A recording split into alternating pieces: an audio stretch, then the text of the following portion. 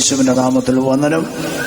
നിങ്ങളുടെ നല്ല മനസ്സും സമർപ്പണവും ഈ യോഗങ്ങൾക്ക് വലിയ വിജയവും വിടുതലുമായി തീരുവാൻ സർവശക്തനായ ദൈവം ഇടയാക്കട്ടെ.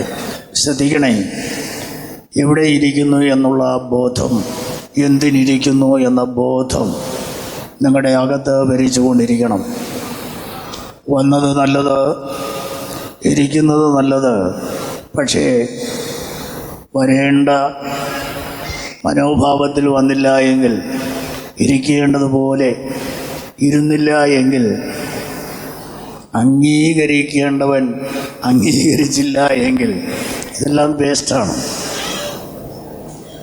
മനസ്സിലാകുന്നു എന്ന് വിചാരിക്കുന്നു. നിങ്ങളുടെ ഉപവാസത്തിൽ കൂടിവരവിൽ പ്രസാദിക്കേണ്ടത് ദൈവമാണ്.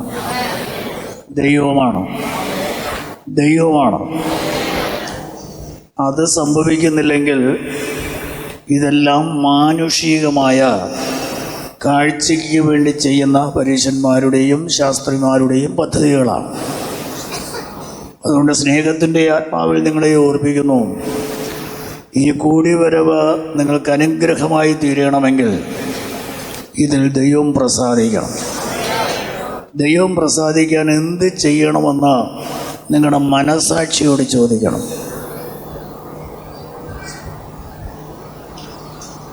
മനസാക്ഷിയോട് ചോദിക്കണം.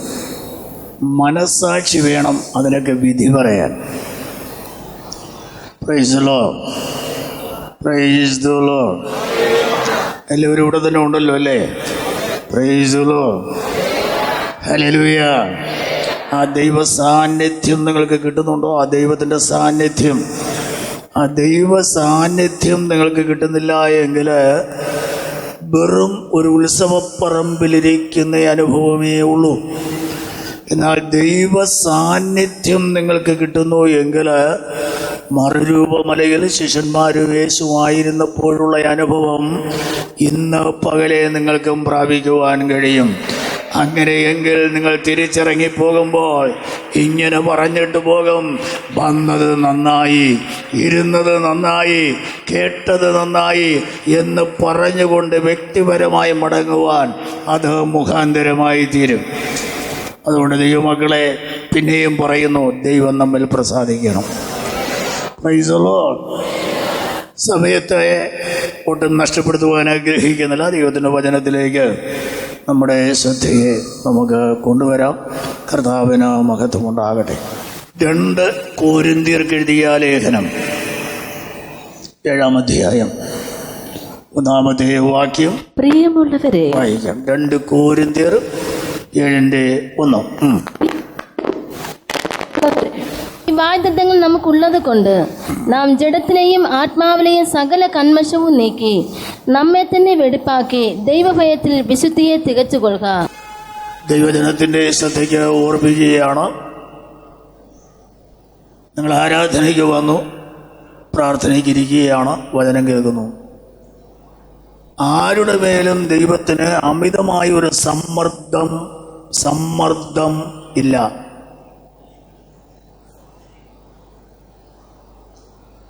മനുഷ്യനെ ദൈവം അടിമയാക്കി വച്ചിട്ടില്ല. മനുഷ്യൻ സ്വതന്ത്ര ജീവിയാണ്. ദൈവജനം ദൈവത്തിന് അടിമയാണ്. അപ്പോൾ തന്നെ നമ്മളെ അടിമയായി ഏൽപ്പിച്ചു കൊടുക്കുന്നതല്ലാതെ തമ്പുരാൻ അടിമയാക്കുവാൻ ആഗ്രഹിക്കുന്നില്ല. അതുകൊണ്ട് ശ്രദ്ധിക്കൂ, വാസപ്രാർത്ഥനയാണ്. മനസ്സുണ്ടെങ്കിൽ ഊഹിക്കാം. മനസ്സുള്ളവർക്ക് വരാം. വന്നാൽ മനസ്സോടെ മര്യാദയ്ക്ക് ഇരിക്കുന്നവർക്ക് ഇരിക്കാം.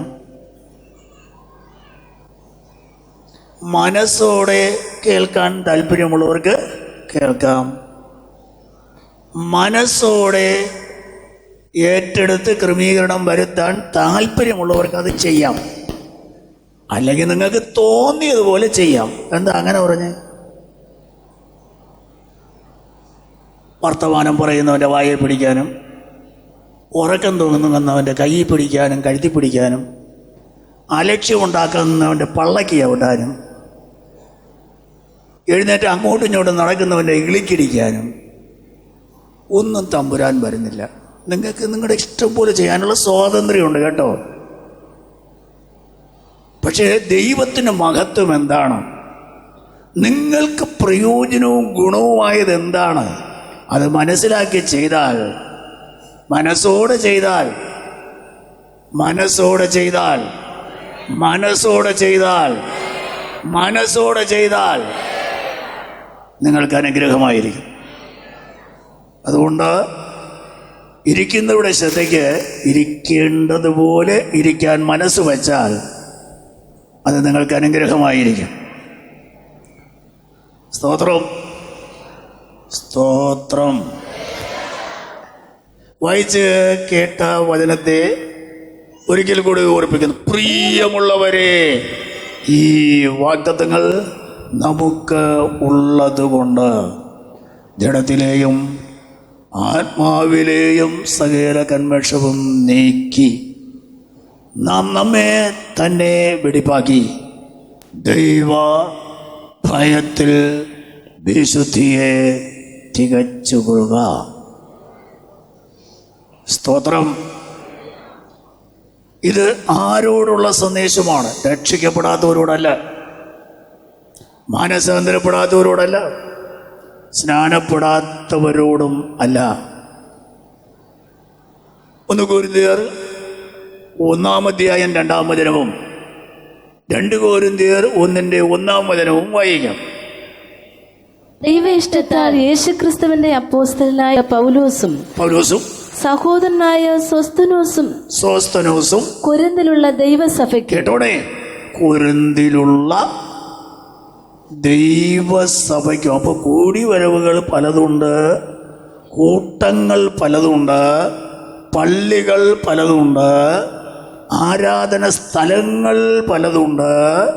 പക്ഷെ ഇത് എഴുതിയിരിക്കുന്നത് ദൈവസഭയ്ക്കാണ്. കേട്ടോ,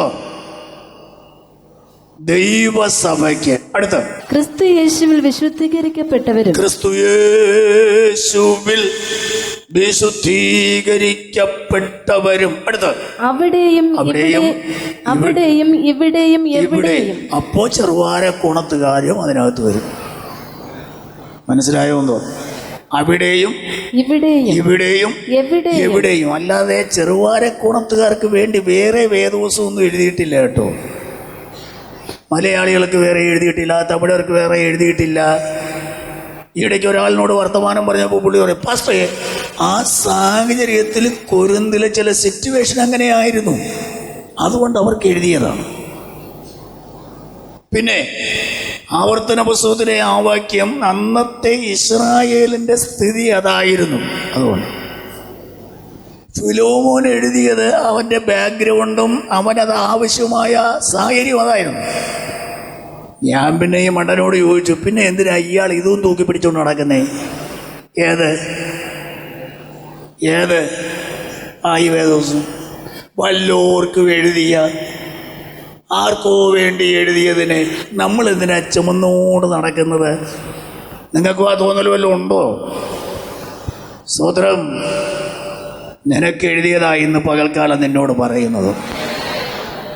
അവിടെയും ഇവിടെയും എവിടെയും. അടുത്ത്, നമ്മുടെ കർത്താവായ യേശുക്രിസ്തുവിന്റെ നാമത്തെ വിളിച്ചപേക്ഷിക്കുന്ന ഏവരോടും കൂടെ, കേട്ടോ, ഏവരോടും കൂടെ വിളിക്കപ്പെട്ടവരായ വിശുദ്ധന്മാരെ ആയവർക്ക് തന്നെ എഴുതുന്നതാ. തന്നെയുള്ള പദം കണ്ടോ? തന്നെ എഴുതുന്നത്. അപ്പോൾ ഏവരോടും കൂടെ. 2 കൊരിന്ത്യർ 1-ാമത്തെ വചനം. ദൈവ ഇഷ്ടത്താൽ ക്രിസ്തു യേശുവിന്റെ അപ്പോസ്തലനായ പൗലോസും സഹോദരനായ തിമത്തിയോസും കൊരിന്തിലെ ദൈവസഭയ്ക്കും, പിന്നെ അഖായിയിലെ എല്ലായിടത്തുമുള്ള സകല വിശുദ്ധന്മാർക്കും കൂടെ എഴുതുന്നത്. അഖായിലെയും പിന്നെ എല്ലായിടത്തുമുള്ള എല്ലായിടത്തുമുള്ള വിശുദ്ധന്മാർക്ക് വേണ്ടി തന്നെ എഴുതുന്നത്. സന്തോഷമുള്ളവർക്ക് കരം ഉയർത്തി ഒരു ഹല്ലേലൂയ പറയാം. സ്തോത്രം. അപ്പോൾ വിശുദ്ധന്മാരോടുള്ള ദൈവമക്കളോടുള്ള സന്ദേശമാണ്. അതുകൊണ്ട് ഇത് ഗുണപ്പെടാത്തവനാണ്, രക്ഷിക്കപ്പെടാത്തവനാണ്, ശേഷം ആളുകൾക്കാണെന്ന് വിചാരിച്ചാരും അവഗണിച്ച് കളയരുത്, ഉപേക്ഷിക്കരുത്. സ്തോത്രം. ചിലർക്ക് ചില ദൂത് കേൾക്കുമ്പോൾ അവർ പറയുന്നത് ഇന്ന് ലവള് വരേണ്ടതായിരുന്നു, ഇത് കറക്റ്റ് അവൾക്കുള്ള ദൂതായിരുന്നു, അവൾ വന്നില്ലല്ലോ. സ്തോത്രം. ഇത് ലവന് പറ്റിയതായിരുന്നു, സത്യം പറഞ്ഞ ഇന്നവനുണ്ടായിരിക്കേണ്ടതായിരുന്നു. ആ മനോഭാവമുള്ള സഹോദര, ഇത് നിന്നോടുള്ള സന്ദേശമാണ്. ആ ചിന്താഗതിയിലിരിക്കുന്ന സഹോദരി, ഇത് നിനക്കുള്ള ദൈവീക ആലോചനയാണ്. അപ്പോൾ ദൈവമക്കളോടുള്ള ദൈവിക സന്ദേശമാണ്. ഇനിയും ശ്രദ്ധിക്കൂ. പ്രിയമുള്ളവരെ എന്ന് പൗലോസ് വിളിക്കുമ്പോൾ അവരാരാണ്, അവരുടെ ക്വാളിഫിക്കേഷൻ എന്താണ് എന്നും കൂടെ നിങ്ങൾ അറിഞ്ഞിരിക്കണം. ഇതൊരു ഉപവാസ പ്രാർത്ഥനയാണല്ലോ. ഉപവാസ പ്രാർത്ഥനയെക്കുറിച്ച് ഞാൻ 2 വാക്ക് പറഞ്ഞോട്ടെ. ഉപവാസം ഇതൊരു ദൈവിക പദ്ധതിയാണ്. യോവേലിൻ്റെ പ്രവചനം 1-ാം അധ്യായം 14-ാമത്തെ വചനം, 2-ാം അധ്യായം 12-ാമത്തെ വാക്യം. ഒരു ഉപവാസം നിയമിപ്പിൻ. ഒരു ഉപവാസം നിയമിപ്പിൻ. മതി. ഒരു ഉപവാസം നിയമിക്കാനാണ് ഇവിടെ വായിച്ചത്. ആളുകൾക്കെല്ലാവർക്കും കൂടെ കൂടി ആലോചിച്ച് സൗകര്യമുള്ള ഒരു ദിവസം തീരുമാനിക്കാനല്ല വായിച്ചത്, നിയമിക്കാനാണ്. രണ്ടും രണ്ടാണ് കേട്ടോ. ദിവസം ആലോചിച്ച് തീരുമാനിക്കുന്നതും നിയമിക്കുന്നതും രണ്ടാണ്. ഇന്ന് പലയിടത്തും നടക്കുന്നത് കൂടി ആലോചിച്ച് തീരുമാനിക്കുകയാണ്. ഉപവാസം അല്ലെങ്കിൽ ദൈവിക പദ്ധതികൾ ഒരിക്കലും മനുഷ്യൻ്റെ കൂടിയാലോചനയ്ക്ക് വിധേയമല്ല, മനുഷ്യൻ്റെ കൂടിയാലോചനയ്ക്ക് അധീനമാണ്. നിയമിക്കണം. ഇത് ദൈവിക പദ്ധതിയാണ്. ദൈവസഭയുടെ അകത്ത് ഉപവാസം എന്നുള്ളത് ദൈവിക പരിപാടിയാണ്.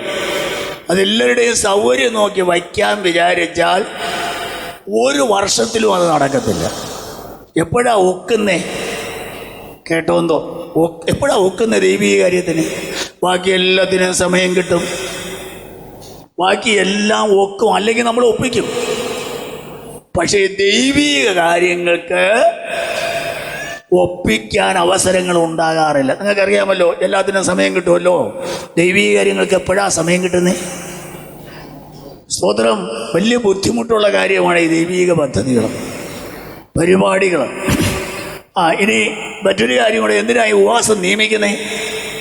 നേരത്തെ നിയമിക്കുന്നത് ദൈവത്തിൻ്റെതായ അഭിഷിക്തർക്ക് ദൈവം കൊടുക്കുന്ന കാഴ്ചപ്പാടും നിയോഗവും അനുസരിച്ച് ആവശ്യാനുസരണം ദൈവത്തിൻ്റെ സഭയിൽ ഉപവാസം പ്രഖ്യാപിക്കപ്പെടുകയാണ്.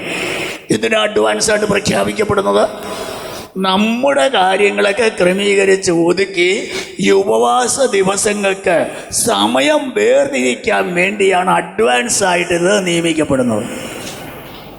മനസ്സിലായോ? ഉപവാസം എപ്പോഴും അങ്ങനെയായിരിക്കുന്നതാണ് നല്ലത്. എന്നാൽ ചിലയിടത്തും അങ്ങനെയല്ല. ഒരു ദിവസം രാവിലെ എഴുന്നേറ്റ് പറയും ഞാനിന്ന് ഉപവാസമാണ്. അതെന്തോ പരിപാടിയാണ്. സ്തോത്രം. അതുകൊണ്ട് വലിയ ഗുണമൊന്നുമില്ല. മറ്റേ നമ്മുടെ കാര്യങ്ങൾ ക്രമീകരിച്ച് വെച്ചിട്ട് ഇതിന് സമയം കണ്ടെത്താൻ വേണ്ടിയാണ് നേരത്തെ ഉപവാസം നിയമിക്കപ്പെടുന്നത്. ദൈവാത്മാവിൻ്റെ നിയോഗത്താൽ ദൈവിക അഭിഷിക്തർ ആ പ്രഖ്യാപനം നടത്തുമ്പോൾ ദൈവസഭ പഞ്ചമൂർച്ചം അടക്കി അത് സ്വീകരിക്കേണ്ടത് ആവശ്യമാണ്. ഇനിയും ശ്രദ്ധിക്കൂ. ഈ ഉപവാസ പ്രാർത്ഥനയ്ക്ക് സമയം ഉണ്ടാക്കി നമ്മൾ വരണം, നിർബന്ധമായ കാര്യമാണ്. പിന്നെ ചിലരുണ്ട് അവരവരുടെ കാര്യങ്ങളിലെല്ലാം ഇടപെട്ട് ഓടി നടന്ന് ബുദ്ധിമുട്ടി ഉപവാസ പ്രാർത്ഥനയുടെ ഇടയിലൊന്ന് കയറി ഇരിക്കുമ്പോൾ തന്നെ മനസ്സ് 100 കാര്യങ്ങളുടെ അകത്തുകൂടെ പോയ സ്ഥലം, ഇടപെട്ട വിഷയം, ഇനി പോകാനുള്ളത്, ഇതെല്ലാം കൂടെ ഒരു വേലിയേറ്റമായിരിക്കും മനസ്സിനകത്ത്. എങ്കിലും പിന്നെ ചെന്നില്ലെങ്കിൽ പാസ്റ്റർ എന്തോ വിചാരിക്കും. അതുകൊണ്ടൊന്ന് വന്ന് ഇരുന്നതാ. കേട്ടോ എല്ലാവരും? അതുകൊണ്ട് ഈ മനസ്സ് ഇവിടെ ഇല്ലാതെ ആർക്കോ വേണ്ടി എന്ന വണ്ണം വരികയും ഇരിക്കുകയും പിന്നെ ടെലിഫോണ് എപ്പോഴാ വരുമെന്ന് നോക്കി പ്രസംഗിച്ചുകൊണ്ട് ഇവിടെ നിന്നാലും ചിലർ ഫോണിൽ നോക്കിക്കൊണ്ടായിരിക്കുന്നത്. മണിയടിച്ച ആളുകൾ വഴക്ക് പറയും, അതുകൊണ്ട് സൈലന്റ് ഇട്ടിട്ട് അതിൽ തന്നെ നോക്കിക്കൊണ്ടിരിക്കും. അതുകൊണ്ട് ഇവിടെ പറയുന്നതൊന്നും അവരുടെ ശ്രദ്ധയല്ല. അതിങ്ങോട്ട് വരുമ്പോൾ അതിനെ എടുക്കും കൊണ്ട് ഓടുന്നതും കാണാം. വല്ലതും പ്രയോജനമുണ്ടോ ഈ ഓട്ടങ്ങളൊക്കെ കൊണ്ട്? എവിടെ? ഇതുമില്ല അതുമില്ല. എന്തോ വല്ലതും മനസ്സിലായോണ്ടോ? ഇതുമില്ല അതുമില്ല. സ്വതന്ത്രം. ഈ ഓട്ടവും ചാട്ടവും ബത്തപ്പാടും വിരളിയും വെപ്രാളവും മാത്രം മെച്ചം. അതുകൊണ്ട് എല്ലാം കൂടെ നഷ്ടമായിട്ട് തീരാതെ ദൈവത്തിൻ്റെ പദ്ധതിക്ക് വിധേയപ്പെട്ടാൽ ദൈവത്തിന് മഹത്വമായിരിക്കും, നിനക്കത് നന്മയുമായിരിക്കും. ശ്രദ്ധിക്കണേ, ഈ ഉപവാസ പ്രാർത്ഥനയ്ക്ക് ഇനി ആരൊക്കെയാ വരേണ്ടത്? ഉപവാസം ദൈവിക നിയമനമാണ്, ദൈവസഭയ്ക്കകത്തത് അനിവാര്യമാണ്. പക്ഷേ ഈ ഉപവാസ പ്രാർത്ഥനയ്ക്ക് ആരൊക്കെ വരണം? ശ്രദ്ധിക്കണേ. യോബേലിന്റെ പ്രവചനം 2-ാം അധ്യായം 16-ാം വാക്യം ഒന്ന് വായിക്കൂ. ഒരു ഉപവാസം നിയമിപ്പിൻ. ഒരു ഉപവാസം നിയമിക്കണം. സഭായോഗം വിളിപ്പിൻ. ആ മീറ്റിങ്ങില് എല്ലാവരും വരാൻ വേണ്ടി പറയണം. പിന്നെ ജനത്തെ കൂട്ടി വരുത്തും. എല്ലാവരും കേട്ടോ? എന്തോ സഭയിലുള്ള മക്കൾ എല്ലാവരും വരണം കേട്ടാ. ജനത്തെ കൂട്ടി വരുത്തണം. വരണം വരണം വരണം. പിന്നെ ആരൊക്കെ വരണമെന്നും കൂടെ എഴുതിയിട്ടുണ്ട്. താഴോട്ട് വയരെ സഭയെ വിശുദ്ധീകരിക്കും. അത് ഉദ്ദേശം അതാണ്. അത് ഞാൻ ഇപ്പൊ പറയുന്നില്ല, അതെന്റെ പ്രസംഗത്തിനകത്ത് വരും. അടുത്ത മൂപ്പന്മാരെ കൂട്ടി വരുത്തും. ആരെ കൂട്ടി വരുത്തണം? ഈ സഭയിലൊക്കെ മൂപ്പന്മാരുണ്ട്. എന്ന് വെച്ചാൽ വയസ്സിനും വയസ്സിയല്ല, സഭയിൽ മൂപ്പുള്ളവര്. ഞാനാണ് ഇവിടുത്തെ ആള് മൂപ്പൻ. തുടങ്ങിയപ്പോഴേ ഞാനുണ്ട് മൂപ്പൻ. ഞാനാണ് കൂടുതൽ കൊടുക്കുന്നത്, ഞാൻ മൂപ്പൻ. ഇങ്ങനെ മൂപ്പ് പറയുന്ന മൂപ്പന്മാരും മൂപ്പത്തികളും ഒക്കെ നമ്മുടെ സഭയിലുണ്ട്. ഞാനുള്ളതുകൊണ്ട് അവിടെ കാര്യങ്ങളൊക്കെ ഒരുവിധം നടന്നു പോണത്. അല്ലെങ്കിൽ കാണായിരുന്നു ഇങ്ങനെയുള്ള മൂപ്പന്മാരും. ഇവർ ഉപവാസ പ്രാർത്ഥനയ്ക്ക് വരില്ല. ഇവർ മെയിൻ സർവീസിന് വരും. വന്നാലും 10 പേര് കാണും, പോയാലും 10 പേരായി. ഈ ഉപവാസ പ്രാർത്ഥനയ്ക്ക് വരാത്ത ഒരു സഭയിൽ ഒരു അഭിപ്രായവും പറയണ്ട കേട്ടാ. മൂപ്പന്മാരെല്ലാവരും വരണം, മൂപ്പ് പറയുന്നവർ. അടുത്തത് അവരെയും കൂടെ കൊണ്ടുവരണം. പിള്ളേരെ ട്യൂഷനും അയച്ച് വീട്ടിൽ കമ്പ്യൂട്ടറിന്റെ മുമ്പിൽ ഇരുത്തിയിട്ട് നീ ഇവിടെ വന്നിരുന്നിട്ട് വലിയ കാര്യമൊന്നുമില്ല കേട്ടാ. ചിലര് പറയുന്നത് സ്കൂളുള്ള എല്ലാ ദിവസവും മുടക്കി കഴിഞ്ഞ് കൊണ്ടുവരാൻ ഞാൻ പറയുന്നില്ല, എന്നാൽ വൈകിട്ടെങ്കിലും കൊണ്ടുപോവാ കേട്ടോ. ചിലർ അമ്മയങ്ങ് പഠിക്കാൻ പോയിരിക്കുകയാണ്, അത് കഴിഞ്ഞ് വന്നിട്ട് മറ്റേ ട്യൂഷന് പോയിരിക്കുകയാണ്, അത് കഴിഞ്ഞിട്ട് വൈകിട്ട് വേറെ ട്യൂഷനുണ്ട്. അങ്ങ് പഠിത്തമാ. എന്താ പഠിക്കുന്നേ? നിന്നെ എങ്ങനെ പഠിപ്പിക്കണമെന്ന് അവൻ പഠിച്ചുകൊണ്ടിരിക്കുകയാണ്.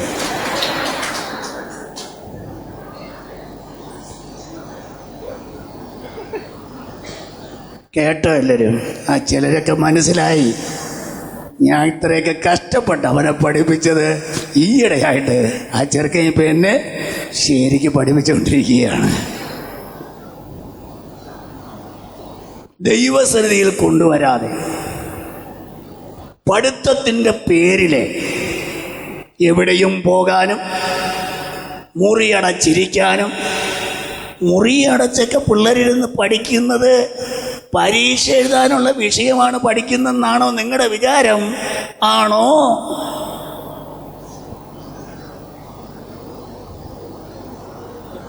മുറിയടച്ച് ഏകാന്തതയിൽ പഠിക്കുന്നവരെ ഒക്കെ ശ്രദ്ധിക്കണം കേട്ടോ പിള്ളേർ, കേട്ടോ. പിന്നെ ചിലർ പറയുന്ന എൻ്റെ പിള്ള കൊച്ചാണ്, അവനൊന്നും അറിഞ്ഞൂടാ, പാവം. നിങ്ങൾ വിചാരിക്കുന്ന സൈസൊന്നും അല്ല കേട്ടോ ഇപ്പോഴത്തെ പിള്ളേര്. നിങ്ങളെയും നിങ്ങളുടെ ഭർത്താവിനെയും ഭാര്യയെയും നാട്ടുകാരെയും ടീച്ചേഴ്സിനെയും ഒക്കെ വിറ്റ കാശ് അവരുടെ കയ്യിലുണ്ട്.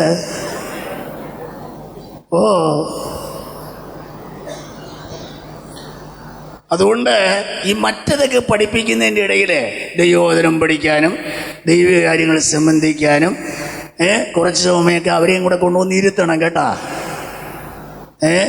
ഇരുത്താൻ പറ്റുന്ന കാലത്ത് കൊണ്ടുവന്ന് ഇരുത്ത്. അല്ലെ പിന്നെ അവസാനം നിന്നെ ഇരുത്തി കറക്കി കളയും അവര്. മനസ്സിലായോ എന്തോ? അല്ലെങ്കിൽ മനസ്സിലായവർ കാണും, അവരോട് ചോദിക്കും, അവർ പറഞ്ഞു തരും അവരിപ്പോൾ അനുഭവിക്കുന്ന വ്യഥ. അതുകൊണ്ട് പിള്ളേരെയും കൊണ്ടുവരണം.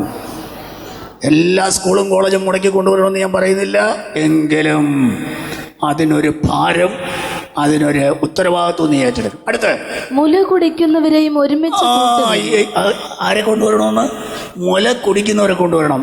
ഈ മുല കുടിക്കുന്ന കൊച്ചു പിള്ളേരുണ്ടല്ലോ, അവരെയും കൂടെ കൊണ്ടുവരണം. എന്താ അവരെ കൊണ്ടുവരാൻ പറഞ്ഞേ? അവരെ കൊണ്ടുവന്നില്ലെങ്കിൽ മുല കൊടുക്കുന്ന ആളുകളും വീട്ടിലിരിക്കും. അവർ രണ്ടുപേരും വീട്ടിലാണെങ്കിൽ പിന്നെ കൊച്ചിൻ്റെ തന്തിയാനും കൂടെ വീട്ടിലിരിക്കും. അപ്പൊ പിന്നെ ഇവിടെ വരാരും കാണില്ല. അതുകൊണ്ട് പറക്കി കേട്ട് രാവിലെ കഴിഞ്ഞ് പോരായി കേട്ടാ.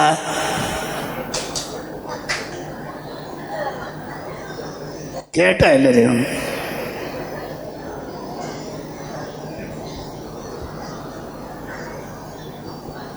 അപ്പോൾ മുല കുടിക്കുന്ന പിള്ളേരെ കൊണ്ടുവരണം, മുല കൊടുക്കുന്നവരെ എങ്കിലേ വരത്തുള്ളൂ. ഇവർ രണ്ടും വന്നാല് അയ്യോ അവളും കൊച്ചും പോയി പിന്നെ ഞാനും പോയേക്കാ പുള്ളി ഇഞ്ഞു വരും. തീർന്നില്ല, ബാക്കി. മണവാളൻ മണവറയെയും മണവാട്ടി ഉള്ളരെയും വിട്ട് പുറത്തു വരട്ടെ. അതെന്തോ പരിപാടിയാ?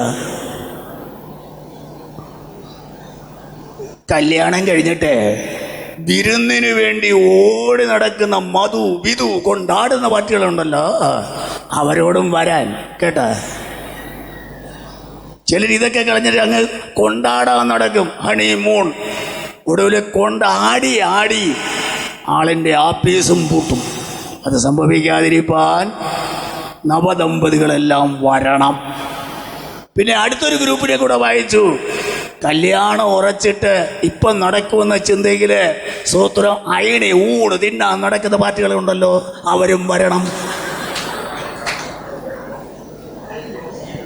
കേട്ടോ എല്ലാവരും? അപ്പൊ എല്ലാവരും ആയല്ലോ അല്ലേ? ഇവരെല്ലാവരും ഉപവാസ പ്രാർത്ഥനയ്ക്ക് വേണം. ഈ ഉപവാസ പ്രാർത്ഥനയുടെ പ്രധാന ലക്ഷ്യമാണ് ദൈവജനത്തിൻ്റെ ശുദ്ധീകരണം. അതവിടെ ഇടയ്ക്ക് വായിച്ചു, ആരെങ്കിലും ശ്രദ്ധിച്ചു? അത് സ്തോത്രം, ഉപവാസം നിയമിപ്പീൻ, സ്തോത്രം, ജനത്തെ കൂട്ടി വരുത്തുവീൻ, ജനത്തെ സഭയെ ശുദ്ധീകരിക്കുവിൻ. ആ പദം കണ്ടോ? വിശുദ്ധീകരിക്കുവിൻ. കാര്യം മനസ്സിലായവർക്കൊരു ഹല്ലേലൂയ പറയാം. അപ്പോൾ ഈ കൂടിവരവിൻ്റെയും ഉപവാസത്തിൻ്റെയും ഒക്കെ പരമോന്നതമായ ലക്ഷ്യം ശുദ്ധീകരണമാണ്, വിശുദ്ധീകരണമാണ്. ശ്രദ്ധിക്കണേ. അപ്പോൾ ഉപവാസ പ്രാർത്ഥനയുടെ ലക്ഷ്യം ഇതാണ്, ദൈവസഭയുടെ വിശുദ്ധീകരണമാണ്. ഇങ്ങോട്ട് നോക്കണേ. എന്തിനാ ഈ വിശുദ്ധീകരണത്തിൻ്റെ ആവശ്യം വന്നു എന്ന് ചോദിച്ചാൽ, നമ്മൾ രക്ഷിക്കപ്പെട്ടു, സ്നാനപ്പെട്ടു, അഭിഷേകം പ്രാപിച്ചു, ദൈവകൃപയിൽ വന്നു.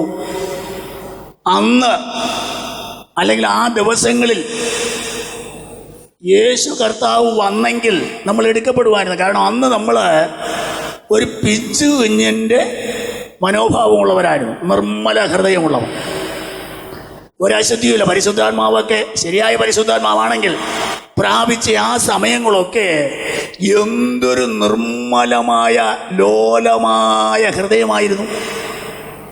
ഒരു ചെറിയ തെറ്റ് പോലും നമുക്ക് സഹിക്കാൻ പറ്റത്തില്ല, അത്ര വിശുദ്ധിയാ. മനസ്സിനകത്ത് ആരോടും പകയില്ല, വഞ്ചനയില്ല, പിണക്കമില്ല, ഒന്നുമില്ല. പിച്ച് കുഞ്ഞിൻ്റെ ഹൃദയമാണ്. അന്ന് കർത്താവ് വന്നീ നമ്മളങ്ങ് പോകുമായിരുന്നു. പിന്നെ അന്ന് മരിച്ചെങ്കിലോ തീർച്ചയായിട്ടും നമ്മൾ സ്വർഗത്തിൽ പോകുമായിരുന്നു. നമ്മുടെ കാലക്കേടിന് ഇത് രണ്ടും സംഭവിച്ചില്ല. കർത്താവും വന്നില്ല, നമ്മൾ മരിച്ചുമില്ല. പിന്നെയാണ് പതുക്കെ പതുക്കെ നമ്മുടെ ഈ നിർമ്മല ജീവിതത്തിനകത്ത് ഇച്ചിരി അഴുക്കുകൾ കയറാൻ തുടങ്ങി. പലരെയും കണ്ടും പലത് കേട്ടും ആദ്യമൊക്കെ നമ്മൾ ഒഴിഞ്ഞു നിന്ന്, പിന്നെ നോക്കിയപ്പോൾ എല്ലാവരും ഏതാണ്ട് ഈ സൈസുകൾ തന്നെ. പിന്നെ ഇതിൻ്റെ ഇടയിൽ കൂടെ പോട്ടെന്ന് നമ്മൾ വിചാരിച്ച്. കേട്ടോ എന്തോ? അടുത്തടുത്ത് ചെന്നപ്പോഴേ എല്ലാം കണക്ക് തന്നെ.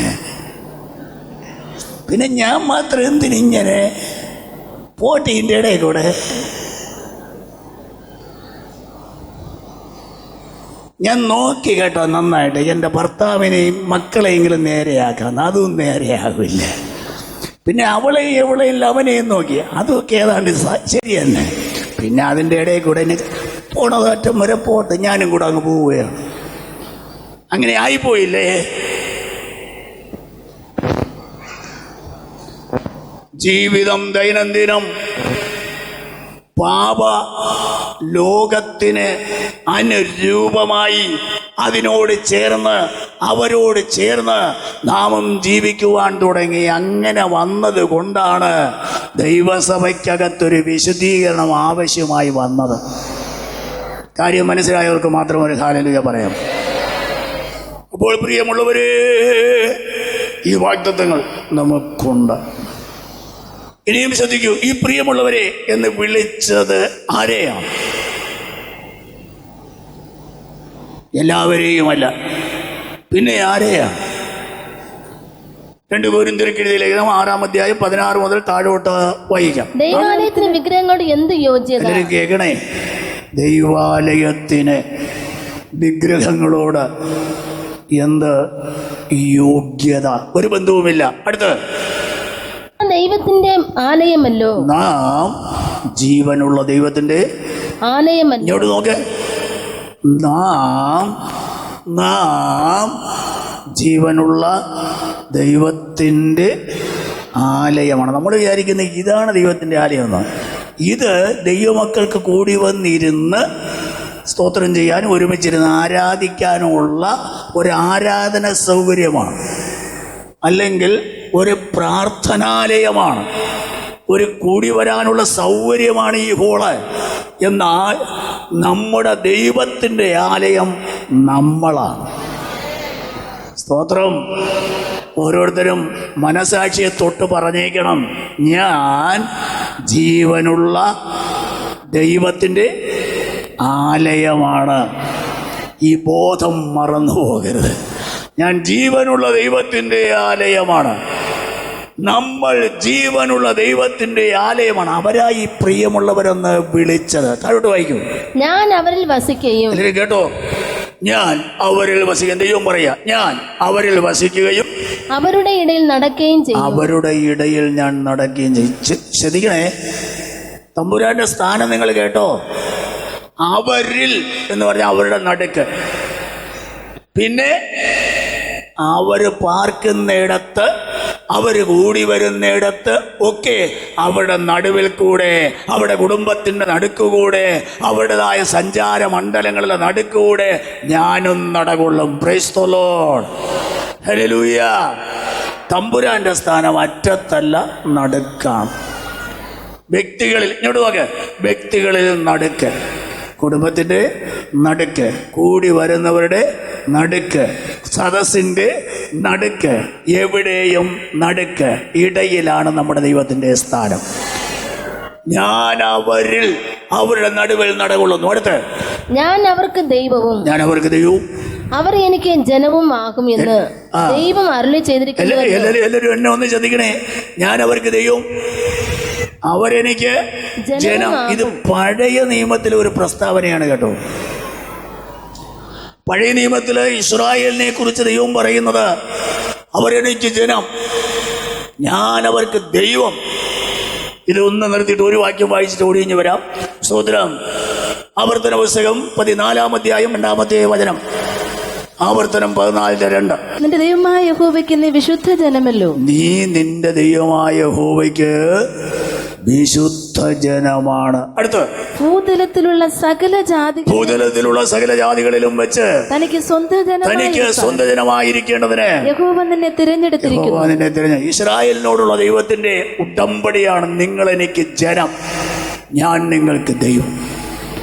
എന്നാൽ ഇങ്ങോട്ട് നോക്ക്, പുതിയ നിയമത്തിലേക്ക് വരുമ്പോൾ ഇത്രയും ബന്ധമല്ല. പുതിയ നിയമ ഇസ്രായേലായ സ്വത്രം ദൈവമക്കളോട്, ദൈവസഭയോടുള്ള ബന്ധം അതിനേക്കാൾ ആഴമുള്ള ബന്ധമാണ്. എന്തോ ആഴമുള്ള ബന്ധം. അടുത്ത് വായിക്കും ഇനി കൊരിന്ത്യരിലെ വാക്യം. അവരുടെ നടുവിൽ നിന്നും പുറപ്പെട്ട് വേർപെട്ടിരിപ്പിൻ. എല്ലാവരും കേട്ടോന്നോ? അവരുടെ നടുവിൽ നിന്ന് പുറപ്പെട്ട് വേർപെട്ട്.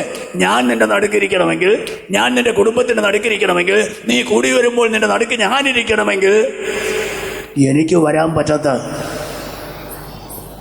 എനിക്ക് സഹകരിക്കാൻ പറ്റാത്ത, എനിക്ക് കൂടെ വരാൻ പറ്റാത്ത, എനിക്ക് നടുക്ക് സ്ഥാനമില്ലാത്ത ആളുകളുടെ ഇടയിൽ നിന്ന്, സ്വഭാവങ്ങളുടെ ഇടയിൽ നിന്ന്, വേണ്ടാധീനങ്ങളുടെ ഇടയിൽ നിന്ന്, എനിക്കിഷ്ടമില്ലാത്തതിൻ്റെ ഇടയിൽ നിന്ന് നിങ്ങൾ വേർപെട്ട് മാറിയിരിക്കണം. ഇങ്ങോട്ട് നോക്കേ, ദൈവത്തിൻ്റെ ആലോചന. എനിക്ക് ഇഷ്ടമില്ലാത്തത് നിനക്കിഷ്ടമുണ്ടെങ്കിൽ ഞാൻ അവിടെ ഇല്ല. കേട്ടോ എല്ലാവരും? നിനക്ക് വളരെ ഇഷ്ടമാണ് ചിലതിനോട്, പക്ഷെ എനിക്കത് ഇഷ്ടമില്ല. ഞാനല്ല, ദൈവം പറയുകയാണ് എനിക്കത് ഇഷ്ടമില്ല. അപ്പോൾ ആ സ്ഥാനത്ത് ഞാനില്ല. അതുകൊണ്ട് നിങ്ങൾ എനിക്കിഷ്ടമില്ലാത്തവരുടെ ഇടയിൽ, എനിക്കിഷ്ടമില്ലാത്തവയുടെ ഇടയിൽ നിന്ന് വേർപെട്ട് മാറിയിരിക്കണം.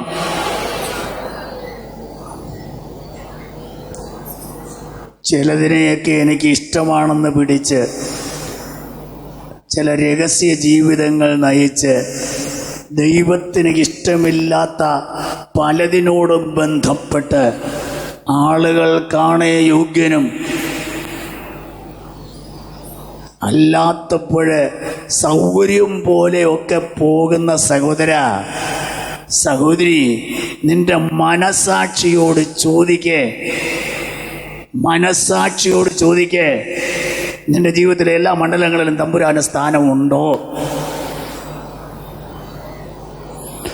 ആമേൻ. വായിക്കൂ. അശുദ്ധമായത് ഒന്നും തുടരുത്. എല്ലാവരും കേട്ടോ? അശുദ്ധമായതൊന്നും തുടരുത്. തൊട്ടാൽ, ബന്ധപ്പെട്ടാൽ നീ അശുദ്ധമാകുമെങ്കിൽ നീ എത്രത്തോളം വിശുദ്ധമായിരിക്കണം. നമ്മളെ നല്ല വൈറ്റായ ബ്രൈറ്റായി ഒരു ഡ്രസ്സ് ഇട്ടിരിക്കുമ്പോൾ, ഇങ്ങോട്ട് നോക്കേ, ഡ്രസ്സ് ഇട്ടിരിക്കുമ്പോൾ നമ്മൾ എവിടെയെങ്കിലും ചെന്ന് ചാരി നിന്നാൽ ചാരാനുള്ള ഇടത്തെ ഒന്ന് സൂക്ഷിക്കുമോ? എവിടെയെങ്കിലും ചെന്ന് ഇരിക്കാൻ തുടങ്ങിയാൽ വൃത്തികെട്ടതിൻ്റെ മീതെ ഇരിക്കാൻ നമ്മൾ ഇഷ്ടപ്പെടാറില്ല. ഉണ്ടോ? അവിടെ തൂത്തോ തുടച്ചോ ഒന്നുമില്ലെങ്കിൽ ഒരു ഊത്തെങ്കിലും ഊതിയിട്ടേ നമ്മളിരിക്കട്ടെ. ചിലപ്പോൾ ചിലർ ഇരിക്കില്ല, കറങ്ങി നിൽക്കും. എന്താ കാര്യം? ഇരുന്നാൽ ഞാൻ മോശമാവും, അതുകൊണ്ട് ഇരിക്കില്ല. സഹോദരം, ഞാനും അങ്ങനെ തന്നെ കേട്ടോ. പലയിടത്തും പ്രസംഗിക്കാനൊക്കെയാണ് പോകുന്നതെങ്കിൽ ചിലയിടത്ത് ചെന്നാൽ ഇരിക്കാൻ പറ്റാത്ത പൊടിയും വൃത്തികേടുമാണ്, ഞാൻ അവിടെ നിൽക്കും. അപ്പോൾ എന്താ പാസ്റ്റർ ഇരിക്കാത്ത? അവർക്ക് കാര്യം മനസ്സിലായി. ഞാൻ പറയാം, തിരിച്ചു വരുമ്പോഴാണെങ്കിൽ ഞാൻ ഇരിക്കുമായിരുന്നു. എന്ന് വെച്ചാൽ പ്രസംഗം കഴിഞ്ഞിട്ട് മടങ്ങി പോകുമ്പോൾ ഇച്ചിരി അഴുക്കായാലും കുഴപ്പമില്ല. അതുകൊണ്ട് പോകുന്ന വഴിക്ക് അത് വേണ്ട. നിനക്ക് അകത്തും പുറത്തും, ഇങ്ങോട്ട് കേള, അകത്തും പുറത്തും ശരിയായ വിശുദ്ധ ജീവിതം ഉണ്ടെങ്കിലേ നീ ഇരിക്കുന്നിടം, നിൽക്കുന്നിടം, നടക്കുന്നിടം ഒക്കെ നീ സൂക്ഷിക്കൂ.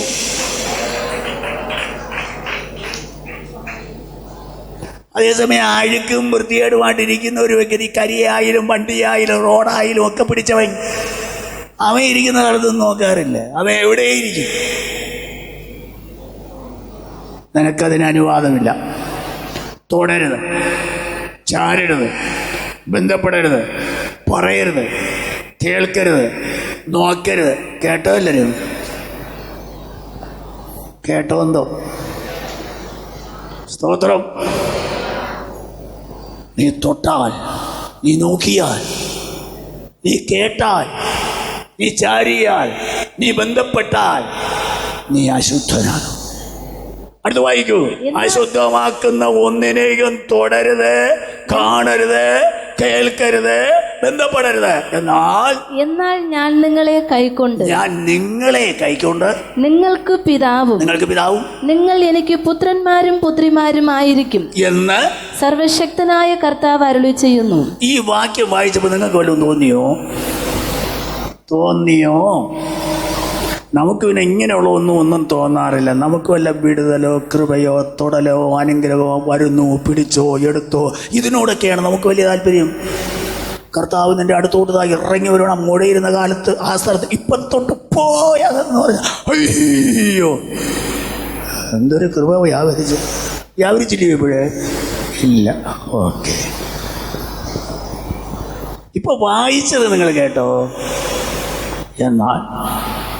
എന്നാൽ ഞാൻ നിങ്ങൾക്ക് പിതാവും നിങ്ങൾ എനിക്ക് പുത്രന്മാരും പുത്രിമാരും ആയിരിക്കും എന്ന് സർവശക്തനായ ദൈവം അരുളി ചെയ്യുന്നു. ഇങ്ങോട്ട് നോക്കെ, മേലത്തേത് വായിച്ചു നമ്മള്. നിങ്ങൾ എനിക്ക് ജനം, ഞാൻ നിങ്ങൾക്ക് ദൈവം. ഇവരാരാ? ഇപ്പോഴത്തതാരാ? രണ്ടും രണ്ടാ. ദൈവജനം ശ്രദ്ധിക്കൂ. യേശുവിനെ കൈക്കൊള്ളാൻ നമുക്ക് സ്വാതന്ത്ര്യമുണ്ട്. ഇങ്ങോട്ട് കേൾക്കണേ. യേശുവിനെ കൈക്കൊള്ളാൻ നമുക്ക് സ്വാതന്ത്ര്യമുണ്ട്. സ്നാനം കൈക്കൊള്ളാൻ നമുക്ക് സ്വാതന്ത്ര്യമുണ്ട്. അഭിഷേകം എന്ന് പറയുന്നതിനെ കൈക്കൊള്ളാൻ, ഞാനത് പറയുന്നതിൻ്റെ കാര്യം, എല്ലാവരും പ്രാപിക്കുന്നതൊന്നും അഭിഷേകമൊന്നും അല്ല. ഏതാണ്ട് ഒരു സ്പിരിറ്റാണ്. മനസ്സിലാവുന്നു?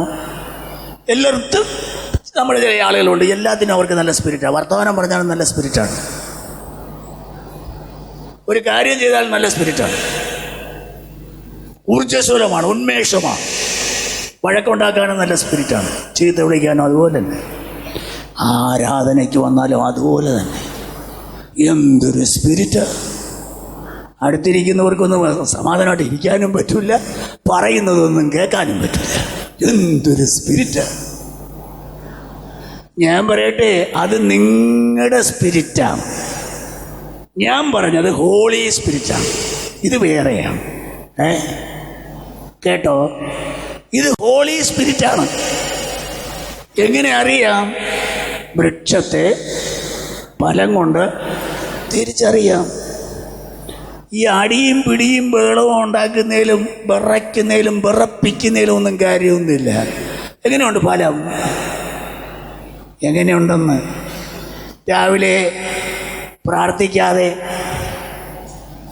സ്വതന്ത്രം ദേഷ്യപ്പെട്ട് വിശുദ്ധ ചീത്തയും വിളിച്ച്, നമ്മുടെ ആളുകൾക്ക് അങ്ങനെ ഒരു ആശ്വാസമുണ്ട്. പച്ചത്തറി അവർ വിളിക്കാറില്ല, കഴിയുന്നിടത്തോളം ചിരിയൊക്കെ ഒന്ന് റീഫൈൻ ചെയ്ത്. അതുകൊണ്ടാണല്ലോ ഒരു പരിധി വരെ നമ്മൾ പറഞ്ഞിട്ട് ബാക്കി പറയുന്നത്. ഇതിൻ്റെ അപ്പുറം പറയാൻ എനിക്ക് പറ്റൂല, അതുകൊണ്ട് ബാക്കിയുള്ളത് പ്രതികാരം യഹോവയ്ക്കുള്ളതാണ്. എനിക്ക് ഇത്രയും പറ്റും, ഇതിനപ്പുറം പറഞ്ഞാൽ ഞാൻ ജാതിയിലും താഴെയായി. കേട്ടോ എല്ലാവരും? സ്തോത്രം. അപ്പോൾ ഇങ്ങനെയൊക്കെ വേണ്ടാധീനങ്ങൾ, സ്വഭാവങ്ങൾ കാണിച്ചിട്ട് പ്രാർത്ഥിക്കുകയും ചെയ്യും, ആരാധിക്കുകയും ചെയ്യും, പള്ളിയിലും പോകും, അന്യഭാഷയും പറയും. ഇതെന്തുവാ? വൃക്ഷത്തെ ഫലം കൊണ്ട് നീ പ്രാപിച്ചത് പരിശുദ്ധാത്മാവാണോ എന്ന് നീ തന്നെ ഒന്ന് പരിശോധിച്ച് നോക്കണം. അന്യഭാഷ പറയുന്ന നീ അന്യായ ഭാഷ പറയരുത്. കേട്ടോ? എന്തോ എല്ലാവരും ആലോചിച്ചുകൊണ്ടിരിക്കുന്നേ. അന്യഭാഷ പറയുന്ന ഒരു ദൈവ പൈതൽ അന്യായ ഭാഷകൾ പറയരുത്. പരദൂഷണം പറയുന്ന നിന്റെ മേലിരിക്കുന്നത് പരിശുദ്ധാത്മാവാണോ? ആണോ? ഭർത്താവിന് കീഴടങ്ങാത്ത ഭാര്യയുടെ മേലിരിക്കുന്ന അഭിഷേകം ഏതാ? സ്വന്തം ഭാര്യയെ സ്നേഹിക്കാതെ വല്ലോവളെയും സ്നേഹിക്കുന്ന ഭർത്താവിൻ്റെ അഭിഷേകം ഏതാ? പോയോ എല്ലാവരും? ഉണ്ട്.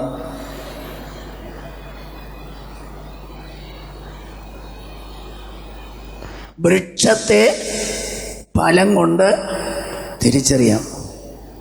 ഒരു വാക്കിന് ക്ഷമിക്കാൻ മനസ്സില്ലാത്ത, ഒരു വാക്കിന് താഴാൻ മനസ്സില്ലാത്ത നിന്റെ മേലിരിക്കുന്ന ആത്മാവേതാ? ദൈവാത്മാവിൻ്റെ ഒരു ഫലമാണ് ദീർഘക്ഷമ. എന്തോ ക്ഷമ? ദീർഘക്ഷമ. നമുക്ക് ദീർഘക്ഷമ വേണ്ട, ഒരു ചെറിയ ക്ഷമയെങ്കിലും വേണ്ടേ? നമുക്ക് വല്ലപ്പോഴും ചുമയല്ലാതെ വേറെ ഒരു പദ്ധതിയും നമ്മുടെ കയ്യിലില്ല. ക്ഷമയുണ്ടോ?